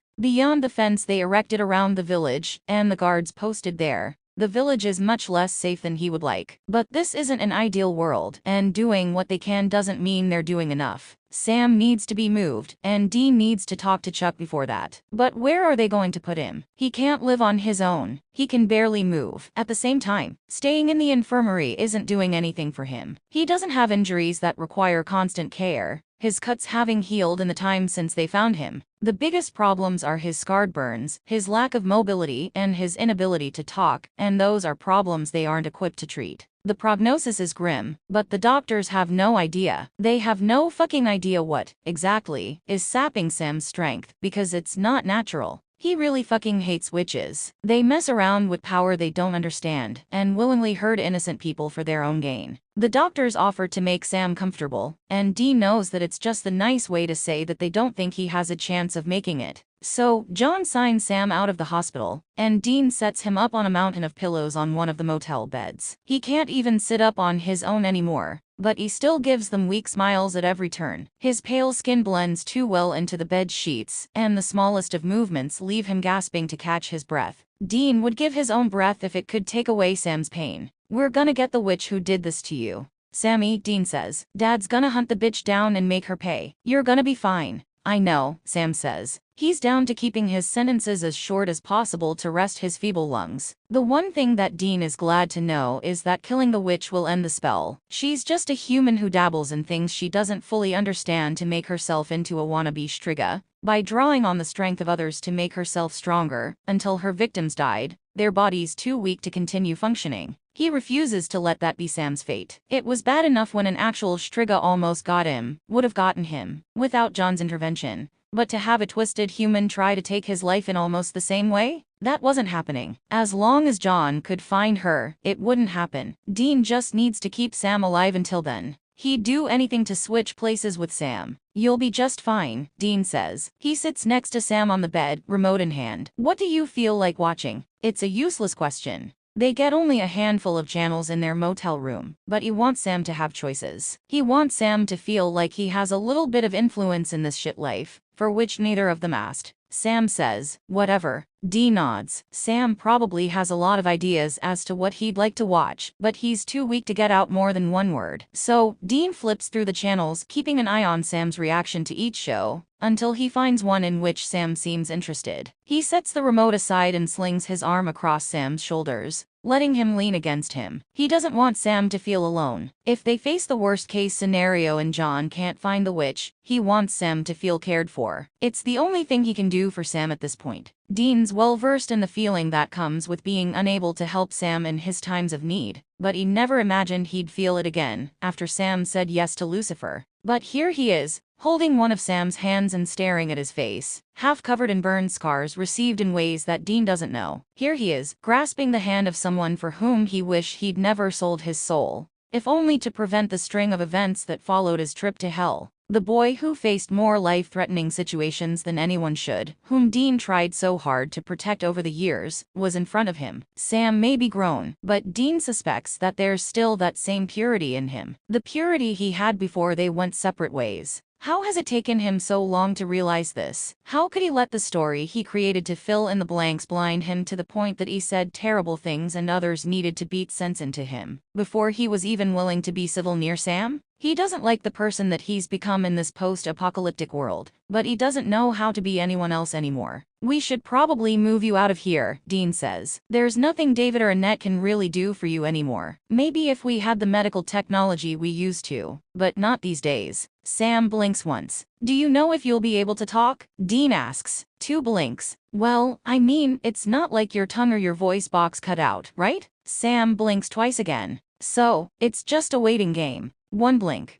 Dean didn't realize the gravity of Sam's inability to talk at first, but now he's scared that he'll never hear Sam's voice again. It isn't something that he's allowed himself to think about over the years, and he tells himself that it's because Sam being able to speak is imperative to Dean finding out the story that lead to the end of the world. But there's more to it. He remembers a Sam who was never afraid to speak up for himself or make his opinion heard. He remembers a Sam who stood up to their father's orders when he believed that they were wrong. A Sam who would use that soft tone of his to calm victims or grieving families. It's strange how the story he made up and the hate behind it blocked out his memories of a softer Sam. A Sam who never wanted to hurt others and never wanted to see others in pain. Dean stands up and sets Sam's hand on the bed, ignoring the sudden fear and confusion that fill his eyes. There are some things I have to take care of, he says. I'll be back. As he leaves, he wonders what Sam would say if he could speak beyond answering simple questions. He wonders if Sam would have good things to say about Dean. If he's glad that they've stumbled back into each other's lives. If he had to guess, he'd say the answer is no. He seeks out Chuck, not knowing if Cause would have the information for which he's searching. Besides, he needs to ask Chuck for a favor, even if he knows that he doesn't deserve any favors from the people who had to drill it into him, that it's Sam at the infirmary. He feels pretty low about the way he's been acting now that he doesn't have leadership to occupy him. He's no longer in charge of taking care of a village worth of people. It's no longer his job to find solutions for any problems they might face. It's no longer his job to make a plan for their long-term survival, or to figure out how to start advancing as a society again. While those are all things he will continue to worry about, late at night when his brain is too caught up in thoughts of the future to sleep, they are no longer things for which he's responsible. He doesn't have to have the answers. He doesn't have to be the one to find the answers he doesn't have. He's just another villager at Camp Chautauqua. It's been a few hours since his meeting that morning, where he stepped down and a brisk walk through the paths of the village. lets him know that Chuck has most likely returned to his own cabin. He finds himself knocking at Chuck's door again, all too aware of how familiar this is becoming. "Dean?" Chuck asks, opening the door just enough to see Dean on the other side. "I hoped that you would be with Sam after the meeting this morning." "I have been, but I needed to talk to you." "About what?" Dean stands and waits until Chuck lets him into his cabin and shuts the door. "I think we should move him out of the infirmary. There's nothing they can do for him at this point." "Well, where we go?" Chuck asks. "He won't be able to live on his own, not when he can barely move." "I know," Dean says. "What happened after I left, by the way? Do we have a new leader at Camp Chautauqua?" "No one disagreed with you about Beth, and she was willing to take up the role." Dean nods. "Could you ask her to keep her eye out for a decent mattress and bedding during the next supply run? Maybe even for some sort of burn cream or lotion or something, too. For Sam?" "Yeah, I'm glad that you're stepping up, Dean," Chuck says. "I don't know if Beth will be able to get those things, but I can ask her, at least. But why not take one of the beds from the quarantine cabin? We don't need as many as we have in there anymore. I mean, we barely even use that cabin these days." "I guess we could do that," Dean says. He has no reason to not take one of the beds from the cabin, and they already have bedding on those beds. "Where are we going to put it?" "If we rearrange your bedroom, I think we could fit another bed in there. Then, you'll be nearby if Sam needs you." "Whoa, whoa, whoa. What the fuck are you talking about?" Dean asks. Chuck pinches his eyebrows together in his confusion, opening his mouth and closing it a few times like a fish before he says, "I thought you said you wanted to move Sam out of the infirmary?" "Yeah, but that doesn't mean he's coming to live with me." Dean's not ready for that. He's not sure he can handle going back to living in such close quarters with Sam again. Not when it's taken him this long to not try to verbally wound him every time they're in the same room. "Where else would he live?" Chuck asks. "With you. With Cause." "I don't know, but not with me. I can't take care of him, Chuck. I just can't." "Why not?" Chuck asks. "You've taken care of him for years. I've watched both of you for years, and I've seen how much you love him. Things are different this time." "They're only different because you're making them different," Chuck says. "I'm doing my best," Dean says. "But this is all insane. He was never supposed to come back, and I'm doing my best to put aside what I told myself for years to deal with that." "Give me a break, Chuck. You wouldn't have given Sam a break without others telling you to." "I don't want to do this right now. Just see if Beth can find something useful for old Burns on the next supply run. And don't move any beds yet." Dean leaves without giving Chuck the chance to respond. Dean stands in his bedroom. Chuck is right.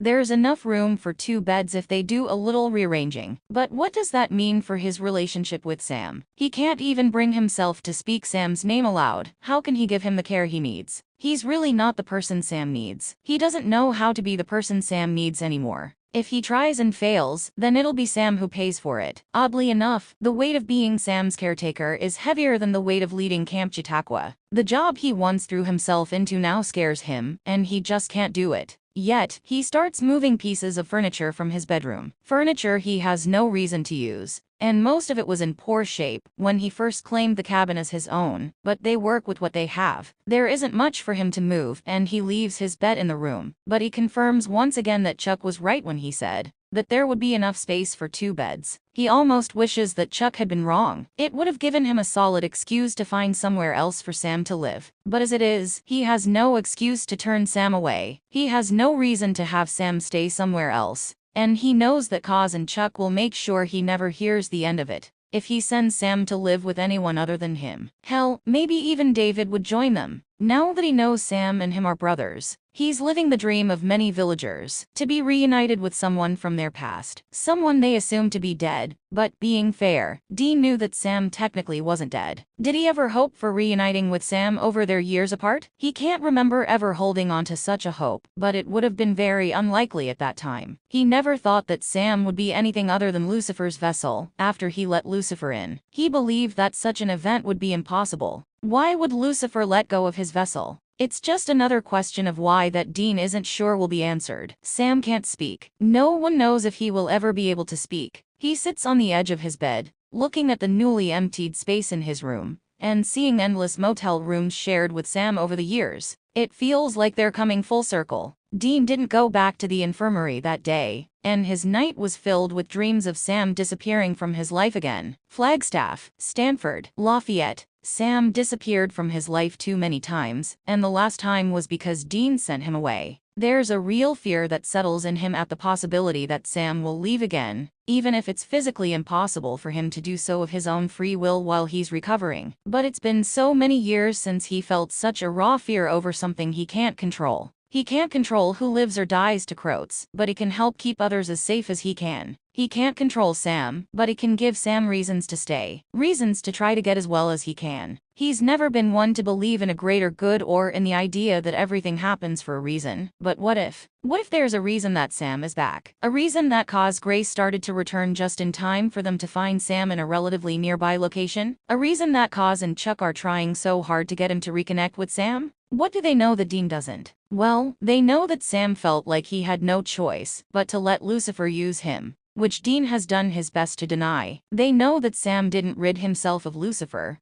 so there has to have been someone or something else involved. He steps out of his cabin, and Kaz is there, waiting. Kaz, Dean says, I can't say I expected to see you this early. I talked to Chuck, and then to Sam. Let me guess, you want to move him in with me too? Sam wants to move in with you, Kaz says. I asked him, and I'm not surprised that he still wants to live with you, despite the way you've been treating him since we brought him back. I talked to him yesterday, and I was civil, Dean says. But you still don't get it. Get what? You and Sam are connected in ways that transcend merely being born to the same parents. Your very souls are bound together, Kaz says. I knew it long before either of you were born. All of heaven and hell know this. And you know it too, on a subconscious level. As you held on to your anger towards Sam over the years, you grew angry at yourself. When you started to hate Sam, you hated yourself. Dean balls his hands into fists, using every bit of restraint to keep from punching Kaz. He's doing his goddamn best. What can't that be good enough? Now, as you're starting to repair your broken relationship, you feel something inside you being repaired as well, don't you? Feelings that you've all but forgotten.